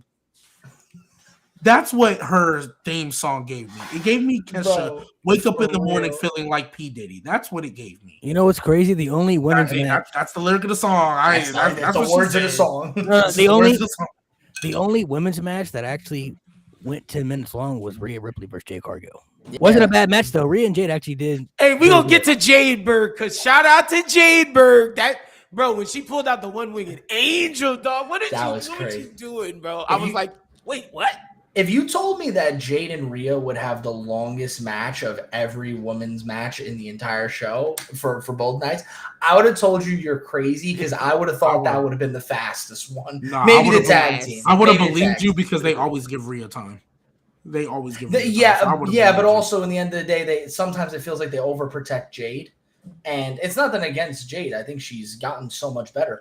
I would have thought, no doubt in my mind, Liv and Stephanie got 20 minutes. That's what I thought, Truth. I was like, we're about to get a banger. Actually, I thought they were going to give Becky and AJ the most time. That's what I thought they were going to do. But see, for me, it was all about AJ. Like, AJ's ass couldn't handle that. AJ could go. Like, I mean, she did it. She had a longer match with Bayley on Raw for that IC title. Like, no, I don't disagree. But if you would have asked me what would have been the longest match, I would have said Liv and Stephanie. I thought, no doubt in my mind, these are two full-time performers. Right? They have great chemistry in ring. They have great chemistry out of the ring, despite there actually being a partial language barrier in there. They were so good in the limited time, and that's what should have given it away, right? WWE every week was giving them 5 minutes, right? I should have known that they were giving him 5 minutes because they didn't give a crap about it. Like, and it was devastating to see what they did with that. But there's always there's always a chance they could retcon it and have another match between the two of them. But that's gonna unfortunately be something we have to remember, is that they just barely cared about it. The entrance, bro. The entrance. Who's the entrance y'all like more, Cody or Roman's?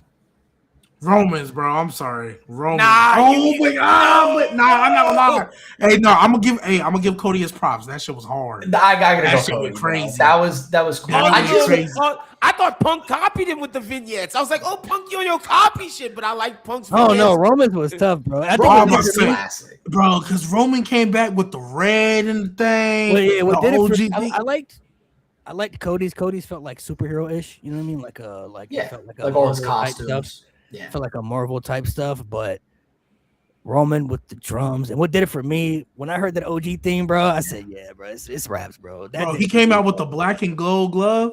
I said, yeah, bro. When I heard the OG theme, bro, I was so happy, bro. I'm like, they brought back the OG theme, bro. Yeah, I'm still sticking with Cody, bro. I thought Cody's went. Bro, I thought I like Punk's interest more than Roman's, bro. When they hit that Qatari, that Ring of Honor shit, I was. I don't know about that. I gotta stick with Cody, bro. I think Cody knows. That might be my favorite Roman entrance, bro, at Mania, because that shit was dude.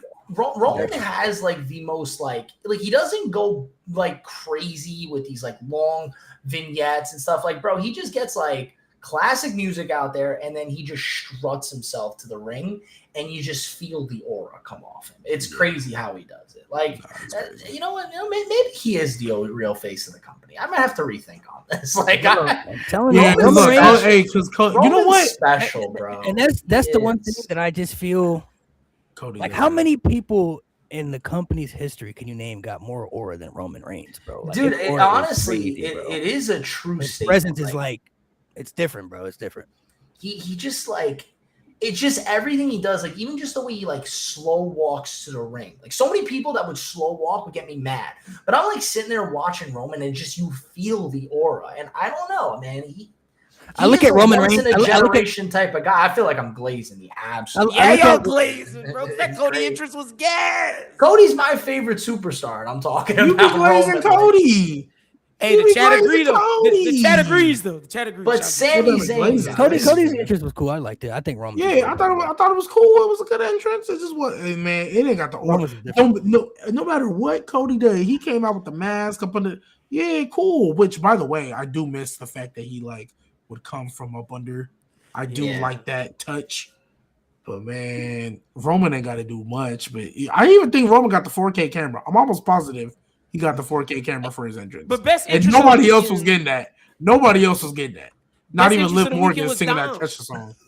Dom had the best interest to me of the weekend. I fucked with Dom shit. The King of the Luchadors. I fucked with it. Cool. Pack that nigga up, man. That's interesting. That's why I asked you about the top guy, bro. It's like, I don't know. I'm not gonna lie. I think everything that Roman says, I think he really believes that shit, bro. Like, I'm still the guy, bro. Like, still. Yeah, he for sure believe that shit. That's what makes it so real. Because he for sure believe that. I did see a report, like I didn't see by who, so like take it with a grain of salt. But apparently there was a big stipulation backstage from WWE of if we're going to give this title to Roman, he needs to have a closer to full-time schedule. It's not going to be there every week, but I do think we're going to see Roman Reigns more than we saw like Brock Lesnar during his. Think he wrestles that Backlash? He better. See, I actually don't think so. If the plan is to have Randy and Cody wrestle there, I think they'll go one world title match there, and then they'll give because they were still doing the 5-match PLEs, right? Yeah, what's after Backlash? That's a great question. Clash in whatever European company that. I think Clash in Italy is not until later. Right. I'm gonna look at WWE's pay-per-view schedule. You know, if they do King of the Ring or something like that, they gotta go to Saudi. So, isn't Money in the Bank really late this year? Yeah, it is. It's in New Orleans. Yes, it's super late. Shout out New Orleans. It's after SummerSlam this year, so I don't know. Yeah, it is after SummerSlam this year, which is so weird. But Saturday night's main event. Backlash. don't count that as a pay-per-view. I don't count that as a pay-per-view. Roman Reigns ain't doing outside night. He ain't It doing was a outside joke. night. It is Clash in Italy. Roman Reigns ain't doing outside night's main event. Yeah, I'm about to say. So it is Clash in Italy? Oh, Roman's actually, doing Clash in Italy. This is actually very interesting. It's May 9th is Backlash, and then May 31st is Clash in Italy. Those are pretty close together. Like, I can see him doing both because you got to think Backlash is in Florida too. Oh, that is true. I honestly, it depends with me because if they're gonna do the 5-match PLEs, I feel like they won't do both men's world titles.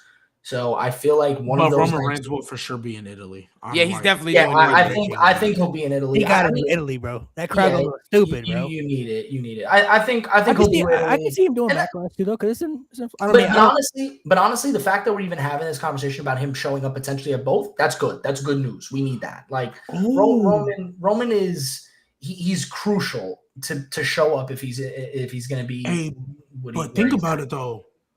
We don't have a main roster pay-per-view after Clash in Italy until SummerSlam.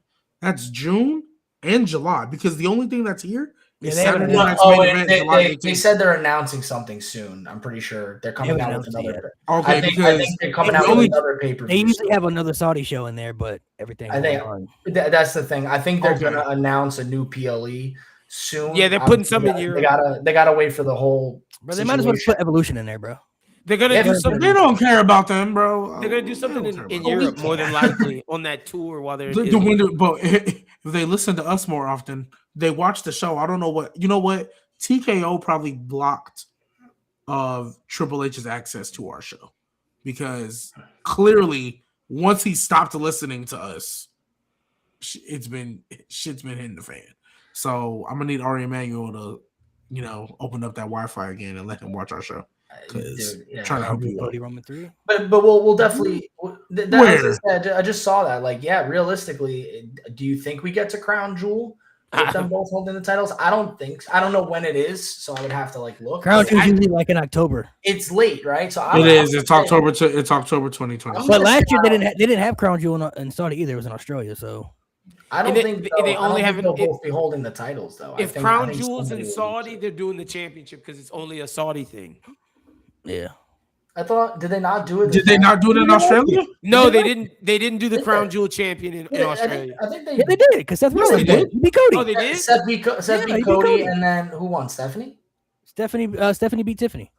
Yeah, yeah, they did do it, but the whole thing is for that championship means virtually nothing, but it is a cool opportunity to get the champion versus champion. It's basically Survivor Series. It is, and Survivor Series. It's Survivor Series, but it's just the world title. That would be an interesting matchup because it would be like Roman and Cody, who's really the guy? Like both are champions. I think that would put WWE in a decision. It's like they got to pick somebody. You got to pick somebody. I don't think they absolutely won't because I guarantee you, if Crown Jewel's in October, I guarantee you know what they're gonna do because it's in Saudi.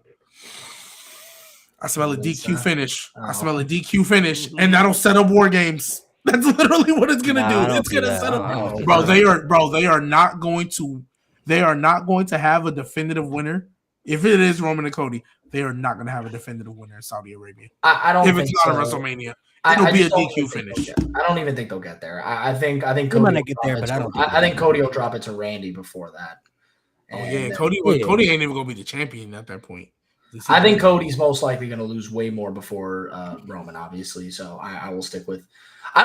There's a good chance that neither of them is the champion by that time, but we'll have to see. We'll have to see where we get there. So they just need They're not going to have a draft, but they do need to shuffle a couple of people. They should.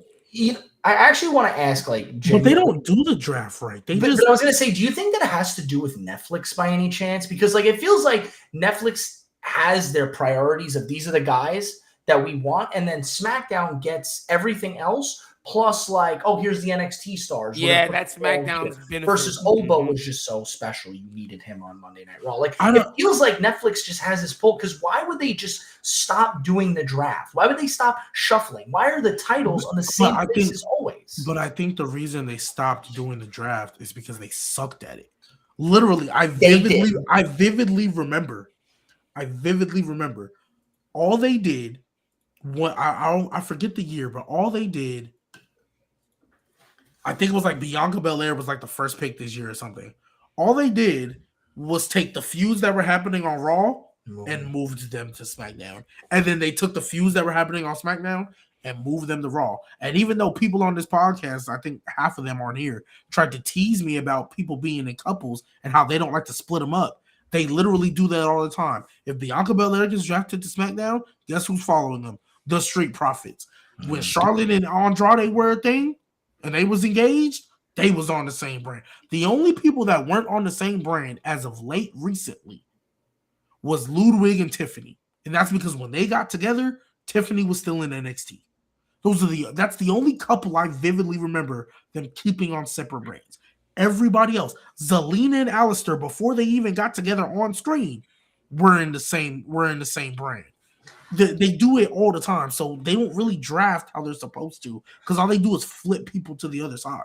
But the thing is even just having a few little flip-flops here and there. I mean, bro, like we're talking about like the Women's United States Championship is the perfect example, right? Like everybody's like, you know, during the WWE and Real, they're like, oh, she already feuded with this person and that person. But like, you know, so what do we do now? It's like, well, because you have the same freaking people involved in the divisions. You're having no one move left and right. Like just imagine just taking Lyra Valkyria and putting her on Friday Night SmackDown. She now has multiple new matches, multiple new feuds. Even if you moved like 1 to 2 people per division to the other sides and just shake things up. Like, I mean, bro, look at Rhea. Rhea's on SmackDown, right? Let's just assume as the champion. Rhea can now face Tiffany Stratton. We didn't have that match. Rhea can now face Julia. Rhea can now face Jordan Grace. These are matches we didn't have. All because one person switched to the other show. We kept the same people on the same brands for so long. They're literally running out of people to wrestle because it's just the same matches, the same feuds. So even if you just flip-flop a couple of people to different shows, you would see a massive change because you're just going to finally have new, fresh feuds. Phantom, to address you real quick, when they eventually call up Kaylani, wherever Melo is, that's where she'll follow. Second, I don't disagree with you. I think they do need to check that up. I said this like a couple months ago, or it might have been like a good amount of months ago. They just need to go ahead and Triple H and Shawn Michaels need to sit down and be like, look, Shawn, you haven't done it in a while. Go ahead, grab some people from Evolve. Go ahead, do your little NXT Women's Breakout Tournament, because you haven't done one, I think, since Roxanne. Or I think they might have done one more after that. But they haven't done a women's breakout tournament in a while. Go ahead and go do that, because we're about to steal like 7-8 of these women just to fill in our mid card. They need to, because let's be real, there's a lot of people in that division that do not need to be there. They're just there because, like, if we really keep it a buck, right now today, they can go get Jada Parker. They can go get JC Jane. Yeah, JC Jane should have been called up. Fallon Henley. Fallon Henley can be called up. Kalani don't need to be there no more. What's it called? Blake Monroe. Y'all be Blake Monroe, bro. Yeah, I mean, we know why she's there, because she just need to get her name around WWE. And it's crazy because this is coming off the back. They just called up, not just called up, but they called up people like Stephanie, Julia. They called up Jordan Grace. They called up so many people. The NXT women's division was the best division. Roxanne. They had just done such an amazing job. Sol Ruka too. I forgot about her. Yeah, they could definitely call. Once Sol Ruka and Zarya finish up this feud, they don't need to be there no more. If you want to give one of them an NXT title, cool, but they don't need to be there no more. You could keep Zarya, but let Sol Ruka come up. Kendall Gray can go too, but she just got there. So I would give Kendall Gray some time. No, that's what I'm saying. Yeah, she doesn't need it, but I get it. Yeah, let Kendall have an NXT run. Yeah, let her build up the accolades. Not that she needs it, but just so when we're talking about her in the Hall of Fame, we could be like, she won an NXT title or an NXT North American title. Right. I mean, shoot, you even got people. I'm not gonna lie, because when they first got here, and I ain't been keeping up as consistently, but every time Ren Sinclair is on my screen, I find myself dying laughing. I like Ren Sinclair. Yes, she's improved dramatically. Like, even in ring, I'm like, oh, you're actually technically sound. You're actually like low key like that. Like, and I watch her social media stuff every Wednesday. Yeah, happy Wednesday. Happy Wednesday. Sir. Yes, sir. So that's what I'm saying. Like, that's what I would do if I was fixing this women's division. Well, she just won the title, so keep her there until she loses it. But like if it was me running this division, I have to really sit down with Sean. Like, Sean, I hate to do this to you, but you're gonna have to do a little breakout tournament with this Evolve women, or you're gonna have to bring some people up. I put like this: when's your next performance center class? When are they ready to graduate? How many women are in there? 3? All right, cool. Go get 3 from them and go get 4 from Evolve because I'm bringing up 7. Yep. Sorry, brother. And I'm literally just filling out the mid card because also too the reason why I'm filling out the mid card, the main event is about to get a little bit more crowded because now that the Brie Bella and Paige have won them tag titles, we're inevitably when Nikki Bella comes back, she's gonna be jealous. She's gonna attack Paige. We're gonna get Nikki and Brie versus Paige and AJ Lee, and then that division's gonna be dead. And then Charlotte's gonna turn up because because Brie and Paige have now won these titles. Charlotte's gonna turn on Alexa. Bayley and Lyra are gonna have their own feud. Asuka and Kyrie eventually gonna break up. These tag teams are about to disperse. That division is dead. That division is completely gone. Nash and Laya might stick around, but I don't want to see either of them as baby faces. So don't turn on each other. Just go your separate ways. Lash needs to be pushed on her own end. Like she does not need right. So they're gonna do all that, and then it's gonna be Nikki and Brie versus Paige and AJ Lee. And then when Paige and AJ Lee eventually take those tag titles, I guess you can give it to the Judgment Day of Roxanne and Raquel, but who knows if they're even together at the time. Gone at that point. Right. So that division is about to die. So your mid card and main event are about to get a little better. Rhea's gonna need some heels to feud with, right? So we're about to get a little better, and Liv is gonna need some baby faces. Yep. So I would go call up all them women and fill out the mid card because your tag division is about to die. They also aren't building up tag teams either, which is a very unfortunate because they need thing. to. That's a whole other. They also don't have they don't have a women's tag team titles in NXT to be going for. They need to send those titles back to NXT. Oh my God! If they send those titles down to NXT, I promise you it would be fine. They don't need them on the main roster. I agree. Send them down to NXT. They had them down there, and then they brought them back up. Or no, they did like a unification match. Yeah. For what stupid reason? I have no idea. But send them when they had the NXT women tag titles. That was perfect. I say great job. But I'm intrigued to see the route they go down with all this stuff. There's a lot of the entire women's division. I'll let you speak, but like the entire women's division right now across all 3 brands, like it's very exciting. There's a lot to look forward to. There's a lot of superstars that I really want to see now challenge Liv and challenge Rhea. So we'll have to see. So it's gonna be a lot of fun.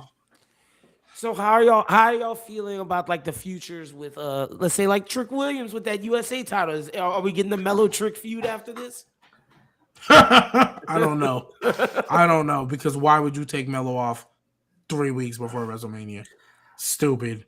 I really hope they don't just blow it off as like a nothing match. Like I hope they don't just give it to us on like a SmackDown. Nah, this better be a story. This better be. It ain't got to be the exact same way you did it in NXT because the. You think he keeps the open challenge going? No, he's a heel. He shouldn't. Yeah, he should. I agree. 100%. He's a bad I don't think he's gonna do that. He needs to take the approach of when I fight, it's pay-per-view. It's that sort of. You don't get to see me. You don't get to see me weekly fighting out here. But that's how idiots lose their titles. If we can just get Sammy Hogan up out of here, and if we can just run back the dynamic of Carmelo, Ilya, and Trick, and let that run for the next 4 months.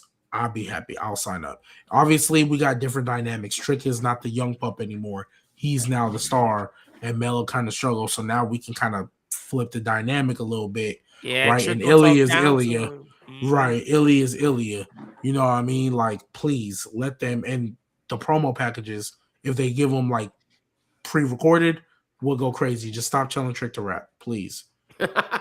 It's not as bad as Liv Morgan's acting like Kesha, but Trick, you rapping is not good. Stop. Hey, look, the Trick Yachty song was way better than that Liv Morgan song, bro. Don't do that. The bar's in hell. the bar's in hell. Like It's not hard to do that. My son can go make a song better than that. I'm intrigued to see what they do next with the U.S. title, because I do think there's going to be like I would like to think that Sami Zayn just kind of like completely leaves the picture. He needs to. But at the same time, like, do you have Sami? Like, Sami, does he go to Cody now? Like, is that what he steps up to? Like, because it's also funny. Like, are we just gonna keep Ilya Dragunov in the mid card? I mean, I'd like to see like Ilya. I'd like to see be wrestling every week. I don't care who he's wrestling. I don't care if he wrestles a broomstick. Like, I want to see him wrestling every week. I want to see Melo, going back for the U.S. title. Like, but I also want to see new dogs in the fight. I'd like to see some new superstars get involved in the feuds. I just don't know. And granted, WrestleMania is the conclusion half the time, right? WrestleMania is the end of the season. So where do we start now? Who are we going to go to next? Trick Williams just won the U.S. title. He's probably going to say, I'm done with the open challenges. That's what idiots do. Yep. And then who comes front? Is it going to be Melo? I would love that. But at the same time, I need there to be a pretty in-depth story. And Trick Melo Gang should get its due. But I don't trust that WWE will give it its due, because they couldn't even give Randy and Cody their due. Look, man, I just need Trick to get that love, bro. You say you want new challengers? Mm-hmm. You know who will come out, right? Don't say Shinsuke Nakamura. Oh, fuck no. Oh, I was going to say that'd be nasty. Dun, dun, dun, dun, dun, dun. Dun, dun, dun, dun, dun, dun. Solo, hell. Dun, dun, dun, dun, dun. We taking it all. Nah, bro. Solo's going after Royce Keys now. I was about to say, I'd much rather Royce Keys come out and challenge. I promise you. I promise you. Hey, Sammy gonna come out. Melo gonna come out. Ilya gonna come out. And Solo gonna come out. Gentlemen. Right, yeah. We're gonna have a number one contender fatal 4-way match. Oh, gross. Yeah, bro. Yeah, I promise you. Number one contenders fatal 4-way is nasty. Why not? Y'all have Solo in there, bro. We don't need Solo, Melo, Sammy. Gargano in there, bro. Give my some respect. Yeah, Johnny, I would love to see Johnny. I'm not gonna lie. Hey, I'm not gonna lie. I'm going to bank and probably put money on the fact that I just need to go watch some TNA, because I'm not gonna lie. There's the Motor City Machine Guns. They have no charisma. They have no. I know they can hoop in the ring, but they have no charisma. I hate Chris Sabin. Is that the one? Which one's the one? Whoa, chill on Chris Sabin, bro. Which one's the one with the? Hey, which one's the one? Which one's the one with the long hair? Like that. Oh no, that's Alex, right? Yeah, right. I hate Chris Sabin. I think he is. You hate Chris Sabin? I don't know, bro. I think they. No, I'm not talking about in ring. I think their charisma, like both of their charismas, is like it's like they get stage fright, and that's what I'm saying. I clearly got to go watch TNA. I got to go watch some other stuff, because Chris in WWE, I know they can hoop. I've seen it in WWE. I truly believe that 2 out of 3 falls match with DIY was so elite, but the crowd was so ass. I hated the crowd that they didn't appreciate that, because that was real hoops.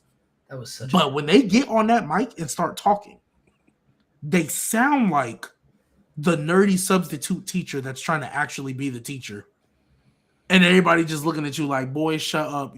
I'm not gonna see you tomorrow."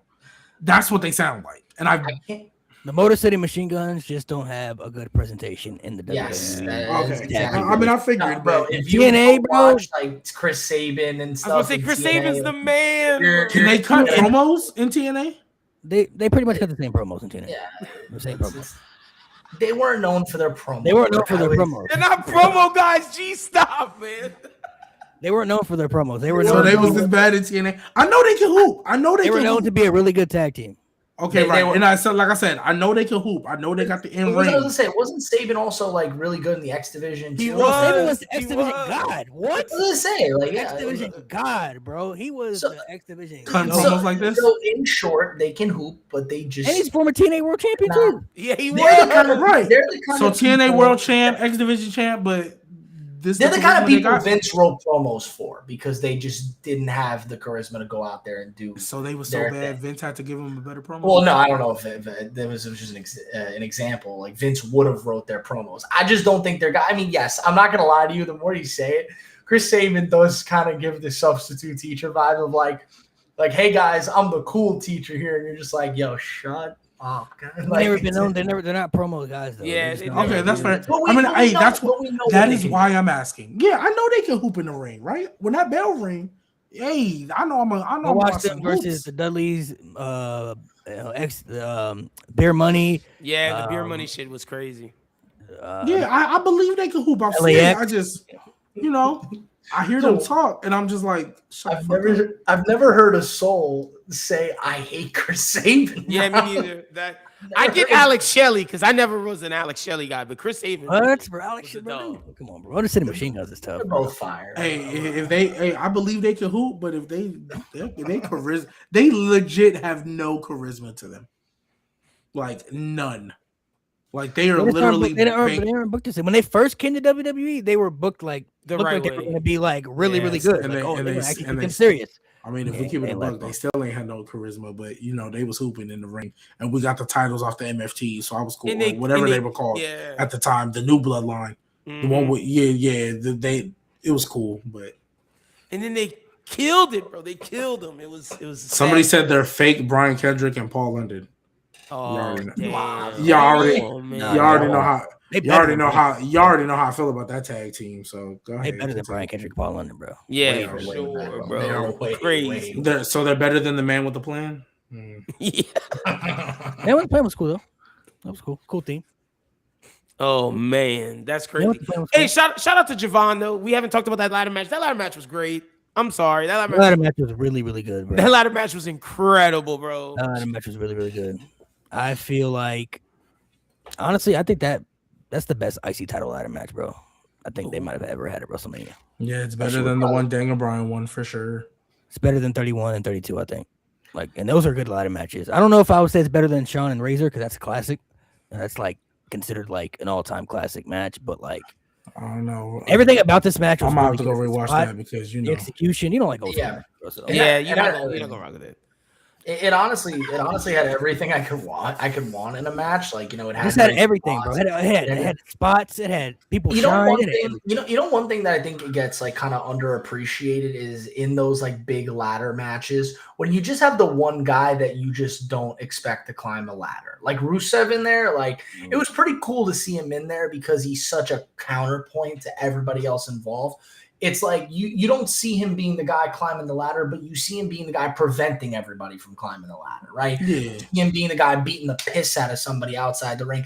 And in the end of the day, bro, from the very beginning, I said two things. Number one, there was going to be a spot where Rusev takes the brunt from someone else, right? There was going to be a spot where Rusev's got to be the guy to catch somebody. And most importantly, we all knew the number one guy who was going to take the worst bump in that entire place was going to be JD McDonough. Oh, you just knew it. This man throws his body on the line like he does not care about it at all. Chef's kiss, JD. I knew JD was going to throw his body on the line and he was going to take the worst bump. Because if everybody had their hands up, all right, who's going to be the one to take Penta's Mexican Destroyer on the ladder? JD McDonough's head would have gone up, his hand would have gone up, and he said, right here, it's going to be me because he is the guy who will 100% be remembered for just the pain this man takes. Took the massive RKO in War Games.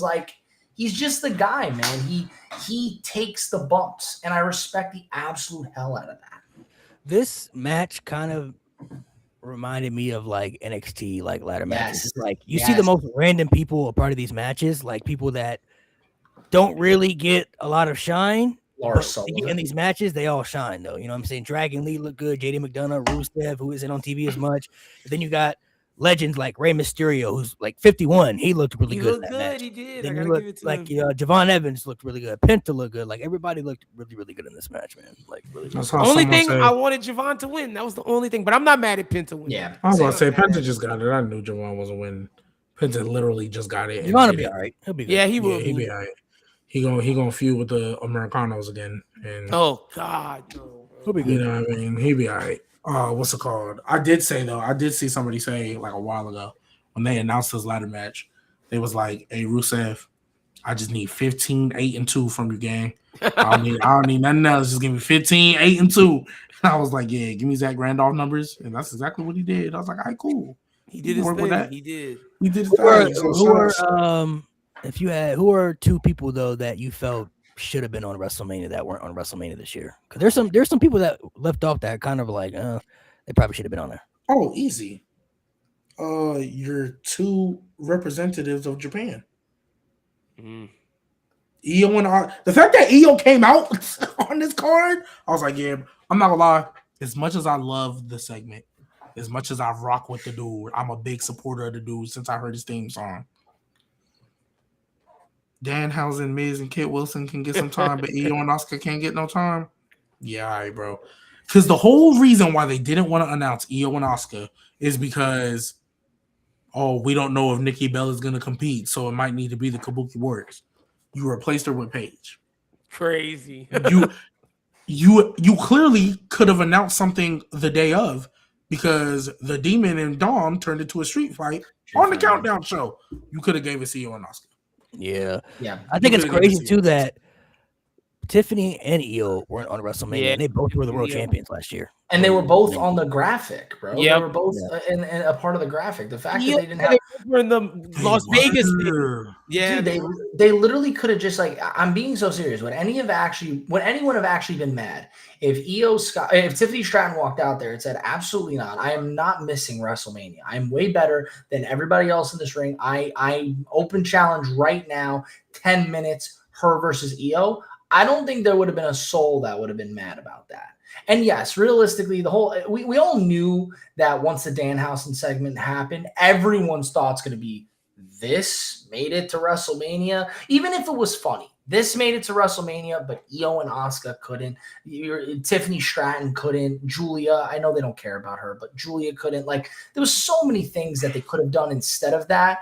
And I'm fine with them doing the whole Danhausen thing, but like, I'm also like floored at just how fast all of these matches were throughout the whole weekend. So many matches were like less than 15 minutes. And then you had the long one with the Roman match. But like, I was kind of sitting there, I'm like, what are they making up all this time from? Like, where is it that the ads, the ads, and bro, the entrances, like the entrances also too, long. The ads, and also too, you know what it was? I bet you some of them was like, yeah, we in Vegas, brother. Let's wrap this show up. I got some places to be on the strip, bro. I got some slot machines to hit. I got a little game of blackjack. Let's wrap this up, brother. Like, mine to get out of there fast. Mine's Mello, Malik, and I also it's not him because I get why, because he's with R-Truth, but it's just crazy to see Wepa go from champion to fucking R-Truth tag team member, bro, and not on Mania. Yeah. Wild. Yeah, Damien Priest, he'd be all right. I'm not gonna lie, there was nothing for him to do. Yeah, he's a guy I think that like if you don't have anything to do, I don't think too many people are gonna be furious that he's off. Like I was about to say, he had his moment against him. I like Damien Priest. That's because they haven't done anything with him in 2 years. He's another guy that feels stagnant. And he's stuck. Yeah, for 7 months that wasn't even on the. They couldn't even. Dude, I was gonna say that he feuded with Finn for 18 months. He feuded with Aleister Black for 18 months. He feuded with Drew McIntyre for 18 months. Well, can we wrap up a freaking feud with this guy? Like, why does he get stuck for so long doing the exact same thing for 4 years? Like, just give this guy like a month and a half long feud and then have him move on. This is why I've always been an advocate for bringing Money in the Bank back to WrestleMania. Yeah, because you avoid issues like this when you don't have certain superstars and stories that should be a part of WrestleMania that fans want to see a part of WrestleMania. Put them in the Money in the Bank, even if they're not going to win. It's an important match on the show that adds value. People can shine in the Money in the Bank that still aren't going to win. I mean, Shelton Benjamin was in the Money in the Bank like every year, never won it. But he got a lot of highlights from those matches that people talk about. He got a lot of moments from those matches that people talk about. People like Mello, Ilya, Io, Tiffany, Damian Priest, like Aleister Black, people that could have been on WrestleMania instead of the Andre the Giant Memorial Battle Royal, which doesn't mean jack shit anymore. They don't care about that Battle Royal. It's not even on WrestleMania anymore. If you bring back Money in the Bank, a women's for one night and a men's for one night, it solves all those problems for WrestleMania. That is true. And honestly, I want to just quickly bring it up because you brought up the Battle Royal. Do you think that that they should give some sort of stipulation to that because they're going to do it every year, I mean, right? You get a trophy. But I'm saying, like, You get a trophy. you don't think like for example, King No, and you Queen get of the your Ring. name on it. Now you get a world title match at SummerSlam, right? And now those actually feel like real accolades of like, oh my god, you want that. But like I'm saying, like, you don't even think like, all right, Andre the Giant Battle Royal, we're gonna do it every year because we do it every year. Why not, like, all right, you get a shot at the mid card title of The your US title, it should. It should Like, be something for WrestleMania. If you're gonna win the Battle Royal, you should, I don't know, be inserted like in some match at WrestleMania. This is your last shot. You should get something because, bro, we do it every year as a showcase, and I don't think there's been a year where I don't get mad watching it because I'm like, why is this guy in there? Why is this guy this year? Why is Ilya Dragunov in there? Carmelo was in there, right? Was Melo in there? No, he wasn't. He wasn't in there. Okay, good. At least he's they got a did that. kayfabe injury. Yeah, so. at least they did that because I would have been pissed off. Okay, why is Ilya in there? Why is Aleister Black in there? You guys, if you don't know, I love Johnny Gargano. Why the hell is he in here? He should just not be in this company anymore. Like, there's certain guys you just get in there and you just get mad of like, why are these superstars being used here when they could be used? It's perfect for guys like Otis, who you just don't care about throughout the entire year, and then you see him in the Andre the Giant Battle Royal, and you're like, oh, I forgot I like Otis. He's fun. Like, but it feels useless. It's useless every year, but they still find time to do it. So I feel like the same way they did the King of the Ring tournament, right? They should decide nowadays, like, you don't just win a trophy, right? Let's actually make it mean something where guys like Cesaro, guys like, Melo last year will actually feel memorable because they got some sort of title shot because of it. Yeah, I mean, something should come out of it. You know what I'm saying? Even if they're going to do the Battle Royal on WrestleMania, I mean, if you put it on WrestleMania, just make it like you get a title shot on the Raw after Mania. Yeah, or the SmackDown after something so small like that. Yeah, just like something like that. Just to earn something, because right now you get to do this. Cool. You get your name on a trophy, like Malik said. That's it. Yeah, you get your name on a trophy. They haven't had the Battle Royal on a real WrestleMania show in 10 years. Jesus. 10 years. So they've only ever had it on WrestleMania, like the main show, twice ever. Crazy. The first one it was 2016. Other than that, it's always been a pre-show. It's been a pre-show match, or now they got it on SmackDown. Wasn't there the one with Colin Jost and Michael Che with Braun Strowman? No. This is the one. Baron Corbin one is when Shaq came out and everything. This was WrestleMania 32. What's the one I'm thinking of? I think that was WrestleMania 35. No, you don't get a chain, Dominic. The only reason why Melo got a chain was because Miz gave it to him in storyline. You don't get a chain. And I'm not gonna lie, that was elite. I really thought they was gonna do something with that though. Like when he got the chain. Oh bro. I'm not gonna lie. Melo don't Miz, man. I don't care what y'all say. Bro. I hated that shit, bro. That shit was so bad. That was good, bro. That was good. I liked it. I hated the him. Did they ever even have a match either?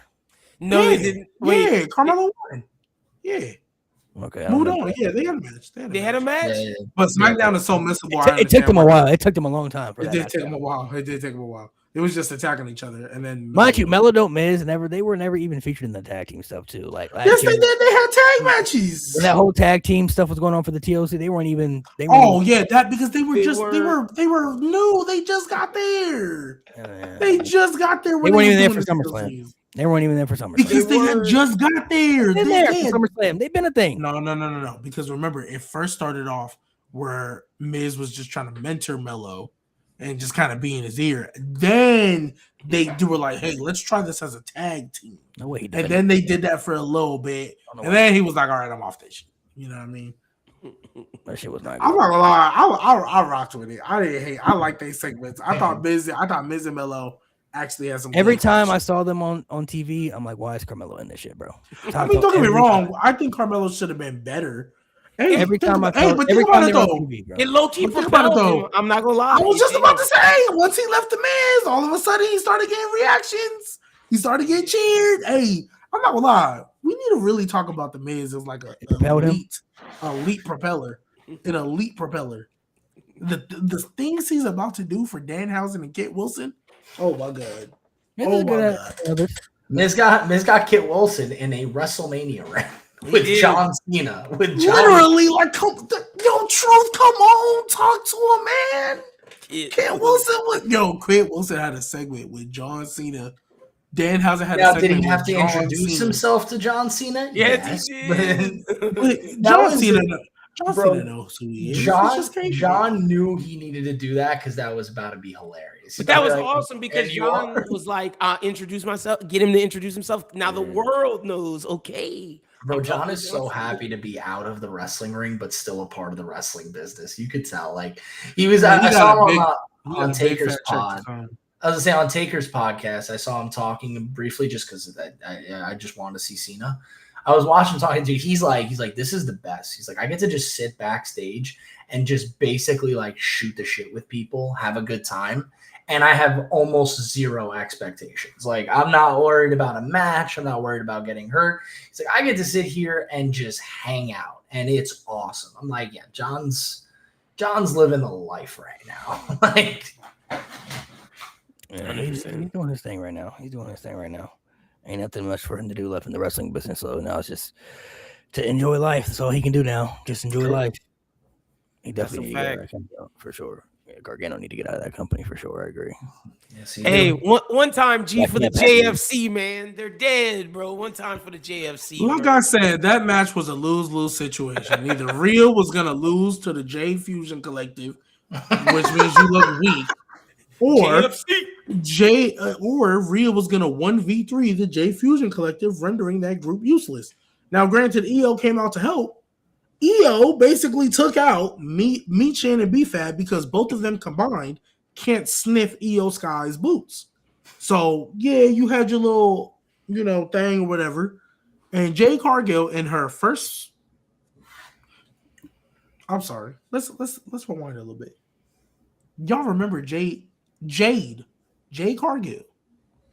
Y'all remember she beat EO clean, right? Facts. Yeah. Facts. EO's the same person who Rhea can't beat. Facts. Rhea can't beat, right? Mm-hmm. And she needed help.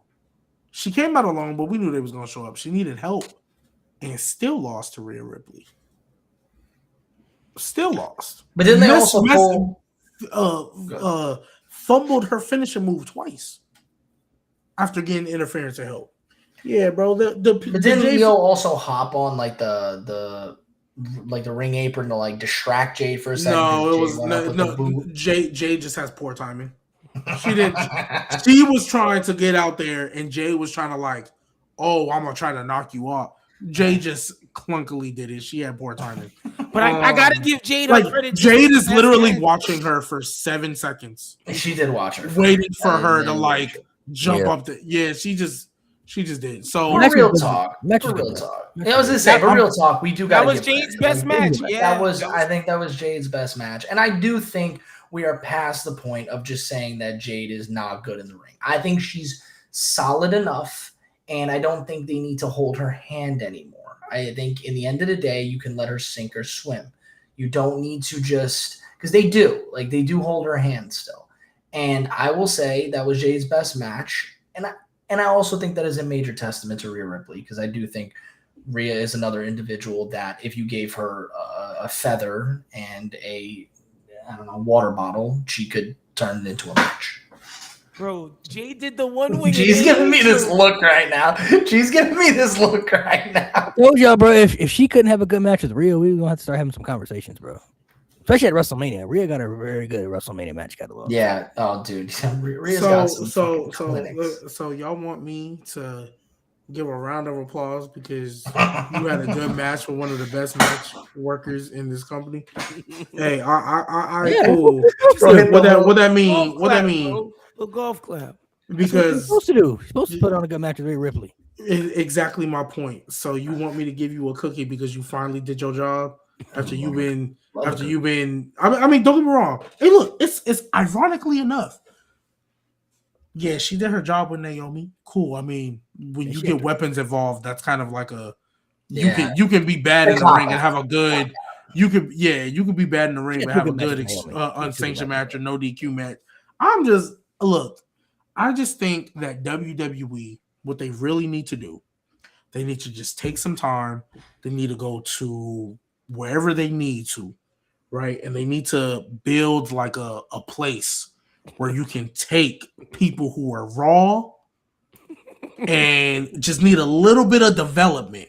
And they need to build that place and have some coaches down there that can help people who are raw work and develop their skills in the ring and talking and be the really next teach them the art generation. of how to deliver promos, work in the ring, understand who they are, get their character development. They need to build something like that. You can and even use the develop these colors people. black and gold. I think those colors would really fit well for this thing you're working on. You know what? We can call it a performance center. We can treat it like a practice facility. And if the And black and have gold round color scheme doesn't work, do rainbow. No, never go back to that. Never go back to that. Never. G's got me in tears right I'm just saying, like. No, I don't disagree at all. It The should, only it should have been done. And y'all can kill me if y'all want to. The only reason Jade Cargill is still on the main roster is to slight AEW. That's the only reason. That's the only reason. Everybody else that didn't came through that mug, Ricky Saints, AEW, Ethan Page, AEW, NXT, Ethan Page, NXT. All them other mugs, I mean, Royce Keys, I guess, didn't, but like they also took forever to finally debut him. So, but they kind of took forever with Jade too, right? Like, didn't they? They took their time and they waited until the run. Right. They did. And then what they do immediately? They say, "Yeah, let's give you, I don't know, one of the best workers in the company, Bianca Belair, and then we're gonna give you." A Hooper and Naomi. Before Bianca Belair, you could say Naomi was the most athletic WWE women's superstar they've ever had before Bianca Belair walked her. Yeah, we're gonna put you with them. We're gonna put you with them to hide you. So that way, all you gotta do is a little boot kick, your little Beth Phoenix glam slam, and kill it. I'm just saying, if they ever built a place that is literally known and gets all of its credit for being able to develop a bunch of people. Yeah. If Baron Corbin can go down to NXT and be the best version of himself in NXT, Apollo Crews went back down there and was cooking. Come on, man. Yeah, no, I mean, bro, you're not wrong. Like, I do believe she needed NXT, and she still does need NXT. But I think at this point, yes, if she were to go down there, right, it would immediately be signed as WWE gives up on Jade Cargill. Yeah, it definitely would be. Or it would be viewed as, it's too late. Look at that. Not even WWE could give Jade Cargill, like, main event status. Like, AEW was right all along. Like, yeah, at this point, it's all a pride thing, right? And I do think she's doing a good job of learning on the go, but I do think in the end of the day, there also should have been some stepping stones, right? Like we have mid-card titles now. Maybe she could have won a mid-card title and, worked with some people like, I don't know, Lyra Valkyria, Chelsea Becky Green. Lynch, Chelsea Green. Like she could have worked with some individuals. And that's the thing, worked with them, not squashed them in 7 minutes because she's supposed to be this force to be reckoned with. But like realistically, yeah, Jade has had some matches, right? She did get like really, it felt like Naomi was carrying the bulk of the load and there was weapons involved, right? She now had this Rhea match. And even before that, Tiffany Stratton. I like Tiffany Stratton, but she definitely doesn't carry the matches that she's a part of. She's very good in them, but I don't think she carries them. And that was a recipe for disaster. Like, I do think Jade needs to continue to work, but I do think at the same time, we're past the point of moving her to NXT. She needs to work with what she's like given on the main roster. I just don't think she needs to be the champion right now. I think she needs to work with like mid-carders and continue to build her repertoire. So she's not just a pump kick and a glam slam. And now a one-winged angel. Yeah, which is wild. It's wild. The sandstorm. Yeah, bro. I got mad at that. They said sandstorm. I was like, "Come on, Corey. I mean, come on, Wade Bear, bro. What are you sandstorm? doing?" What it is? I was just saying, I think it was Michael Cole. I was saying it's a sandstorm. Like that's and you see, this is why everybody can't just be taking everything like I get that, like even to this day, I get that's her husband. I get it. if Brie does one more yes kick, I might lose it. Because she never does it good. It always sucks. It always looked like when Brie Bella and Nikki Bella wrestle, they wrestle like, oh yeah, this is scripted. This is pretend. Like that's what they look like when they wrestle. And it takes me out of it every time. So yeah, but so she needs to stop doing that. But hey, look, that's why I said she just needed. If she's not on an interview, and WrestleMania season over, you just lost the title. Your little catering collective is pretty much toast now because what point do you realistically, where did that go from here? Where does the Jade Fusion Collective go from here? They jump Rio on Friday night again. That's what's going. So we run that back. You still lose, and then what? Please no. And then back to catering. And then what Jade's gonna do? She's gonna beat up BFAB and Meechin for not helping. So either way, you join and Jade did nothing for you. Honestly, again, bro. I would try to just build something up with her and Jordan Grace. I think Juggernaut versus Jade is just a match you can have where it actually feels like Jade could lose. But I don't necessarily don't see anything else that could be done at this point. I mean, this is also what we're usually at post WrestleMania. Things have concluded, so we need to figure out where we're going from here, and we'll see what they do on SmackDown. I wouldn't be shocked if Jay takes some time off as a whole too. Like, I don't necessarily know where they're going to go from here with a lot of stuff that's going on, and I guess that's a good thing, but at the same time, it's also scary. Yeah, someone said a 6-man tag. There you go. Yeah, it's gonna be Rhea and it'll be Io and then Kyrie whenever she leaves Asuka versus the Jade Fusion versus the Jade Fusion Collective, bro. Might even be War Games. The Jade Fusion Collective. Nah. Might even be War Games, bro. Because that group literally, and I knew it. I knew as soon as they made it. I was like, "There's no point." "There's no point. There's literally no point to y'all. There's no point."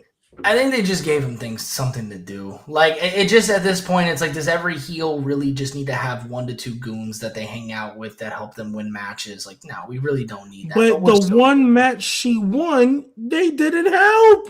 They didn't help. She literally handled Io by herself perfectly fine. Jade has been winning matches, no problem. She gets the Jade Fusion Collective and immediately loses. Hey, she's gonna beat him up on Friday. She's definitely beating him up on Friday. I think she's gonna go crazy. If she does, guys, I want to make sure we're clear. If she does that, then what was the fucking points? What was the fuck? I'm not gonna lie, bro. These are great points being brought up. I don't know. I don't know what the purpose was. If we cumulate all of Jay, I almost called her Jay Fusion, Jay Cargill's and Rhea Ripley's feud, dick measuring contest. Yep. Yeah. Jay Fusion Collective loss. Io Sky loses clean. All right, let's get to that's what I picked out. Oh yeah, I mean do that. There we go. I don't know. He's going full super time. chats. Roman just said the post show he's gonna show up full time, so we're back. We'll see how much he shows up. Obeah has begun, so happy for him. Definitely for sure. Amen. I think Brock is scheduled for Raw tomorrow, so they could do something where I don't think so. I don't think so, man. Yeah, I don't think Brock would have did what he did if he wasn't gonna walk away. Honestly, and I get it. Everybody still, Undertaker took everything off in the ring and was back later. I get it. You got some PTSD. Y'all really think Brock gonna do all that shit and then be like, actually, guys, hell no. I mean, is he actually scheduled to show up tomorrow? No, I looked for his. I googled that because I saw that comment earlier. I don't see anybody saying he's scheduled. I was gonna say card subject to change, even if he is card subject to change. I was gonna say. I mean, if he does show up, I find it hard to believe that Brock was actually getting that emotional for his not last match. Like, I don't care like how scripted it could be. Those were real tears. Those were genuinely like very sad tears. I don't believe he would have done all, and I genuinely don't think Brock would have done all of that if it was to lead to something that's going to happen in SummerSlam, right? Like, I think he's done. They also talk about this Paul Heyman still on. I get why y'all thought it could lead to that. I don't think that favor had anything to do with this nigga Brock. I think it's for the world title match. Now Roman won, so that changes a little bit of when he gets that favor. But that I don't think that favor had anything to do with Brock. But I wouldn't be shocked if that was the original plan, though. And then Brock I can see them changed it. doing Roman and Gunther in like Italy or something. I think that's that would go crazy. I think that I honestly think that is exactly what's going to happen. I think Roman will face Gunther in Italy, and I think first of all, if that's Roman's first like big feud, big match, sure. So fine with that. Yeah, that could be the favorite. Gunther's been built up so well up to this point. He doesn't need to be the career killer anymore, especially because he got ducked by Ray and Brock at this point. You ain't getting any more careers, bro. Like, you've done your job. You ended enough. Speaking of AJ, who's going to be the who? Speaking, don't even finish that sentence. I was gonna ask, would you be mad, bro? No, would you be mad if no, stop. I saw your face. Don't even finish the sentence. I will take these sentences out. Don't need that. To Ray? No. Now that AJ Styles, I'm not listening to you, Lynn. Now that AJ Styles has retired, who's gonna be the first challenger for these? Like, that's usually AJ Styles' role. Before it was Dolph Ziggler. And then Seth Rollins had it for a little bit, and then it was AJ Styles. Who's going to be Roman's first challenger for real? I think it's Gunther. I think it is Gunther. And off rip? So that's what I'm asking, G. I mean, bro, but like, who even has like the credit? I mean, realistically, realistically, no matter when it happens, Gunther not beating Roman Reigns no matter what. So I mean, now, yeah, for sure. They're gonna have a clinic. I think they should do it at a time where it would be believable that he could. If they did it off rip, ain't nobody gonna buy that shit. But I mean, like, they gotta build it up to where it's believable Gunther would actually take it. I think Italy would be the have Gunther take out Jay and Jimmy. Like, just have him absolutely massacre. I'm not gonna lie. If Roman in this world title, I know there's gonna be a segment where they acknowledge each other, like they acknowledge each other. Ain't gonna just be Seth too, bro. Please, no more bloodline shit though. Like, can we please have this reign without them? What do you do with these? One time, bro. I have no. Lynn, I can't. I don't know why you still trying to ask me that question. I swear, if I see Finn Balor try to challenge for a fucking world title right now, I'm gonna be fucking pissed, bro. No, bro. You know what's kind of crazy, bro. Keep him away from any championships right now. I'm just glad he got a win. Like, can I enjoy the win? Can I enjoy the fact that he just won a match in a big show for once? It's funny because, like, when is the last time Finn Balor got a win on a pay-per-view? It's been a minute. Like, in a singles match. When is the last time that happened? You just did it today. Years. I'm talking about before that. Like, before today, when is the last time he had a singles match win? Or just any win on a pay-per-view? I want to say it was Judgment Day related. It had to be. Yeah, it was definitely Judgment Day related. It had to be. Like, tag title match. Like, I don't think he's had a singles match win on a pay-per-view in a minute. Like, can I just enjoy the fact that he won? I don't like that he had to bring the Demon back for Dominic Mysterio. But nevertheless, it's a win. Because last time I saw him bring out the Demon, I thought that was a guaranteed win. And he got packed up. Yeah. So, and then when Dom hit that second spear, I'm not going to lie. I almost walked out the room. I was like, I swear, this nigga don't kick out, bro. So now that WrestleMania has concluded, what do you believe was the worst and best match we had on Mania 42 this year? Ooh. I think the best match was Roman and Punk to me. I think Roman and Punk was I gotta stand on it. I think Seth and Gunther could have given it a run for their money, but I think Roman and Punk just if they gave him more time, delivered. Yeah, and bro, but also even just the stakes, obviously having a championship involved, like. I think Roman.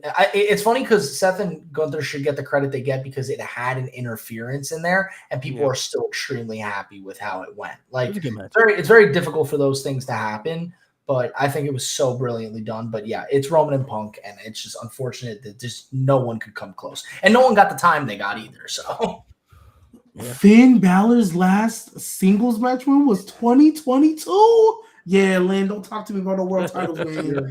That's crazy. That was 4 years ago. That's bad, bro. That's super bad. The best. We all said Roman and Punk. Best easily, match. Best match. I think the best match.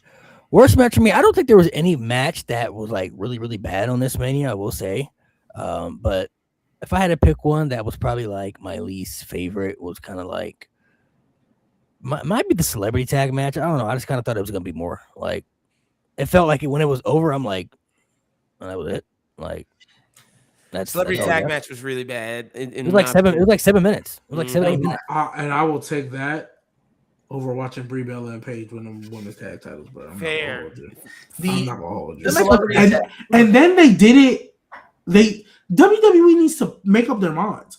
All 4 of them were in the ring at the same time. They never do What are that. the Yeah, I don't rules? know why that What was. are the- They never do that. Bro, I was Because if it's no disqualification, why do I have to tag in? Because it's no disqualification because it's a fatal 4-way. Why do I have to tag in then? Yeah, I don't know, bro. I don't understand. That was so weird. I'm So- also going to go with the celebrity tag match because literally the most fun part wasn't even during the match. It was after. Where Speed did what he did. And we all knew in the end of the day, this was exactly what they wanted it to be. Sub 10 minutes, right? Speed gets a little bit of moment. Everybody got like less than a minute to shine in the match, right? But the most important thing was Speed and Logan Paul needed to have a viral moment, and that included Speed hitting the sorry and then jumping through the table onto Logan Paul. It did what it needed to do, but there was a reason it was on the first hour free on ESPN, right? Like it was marketing. That's all it was. It was social media marketing. It was regular marketing. It was to try and get people to tune into WrestleMania, and that was what they did. It wasn't terrible. I wasn't mad. But yes, realistically, it was probably the worst match of the whole weekend. Yeah, it just felt a little deflating to me. So, all right, y'all. Well, we'll go ahead and sign off. Make sure you guys subscribe to the pod. Follow No Name Wrestling, man. Appreciate you guys for coming through and chatting with us. Next week, we're actually going to have just a different conversation, just giving you our takes on just certain things. Now, kind of WrestleMania is kind of like a little reset for little things, so we'll kind of give you our little takes and, things that we think should happen for the future and stuff. We'll kind of get more of a feel after Raw and SmackDown this coming week as well, as far as things that could happen. And now they're building up for Backlash. So we're let's gonna see what happens. We're gonna talk about AEW too. Yeah, AEW's kind of going through a little, I don't think a little reset right now, but they're kind of, with Darby Allin not being the champion, it's kind of a little reset. They're teetering towards. They getting back to some little stupid things they was doing. they're clowning, bro. They get back a little bit. You know what I mean? 4 counter drops. It's a little up and down right now. It's a little up and down right now. So we'll see. That Hopefully, was nasty. hopefully the Raw After Mania will feel like the Raw After Mania and actually be a good quality show. The same with Friday Night SmackDown. So make sure you guys subscribe. Truth, appreciate you for coming on, man. Thank Of course, you bro. for taking the time out of your day for this late night. Make sure y'all have a good rest. And we'll be back next week, regular time, 5 p.m. Eastern time zone. Regular time is next week. So appreciate y'all for coming Like the through. video. Yes, sir.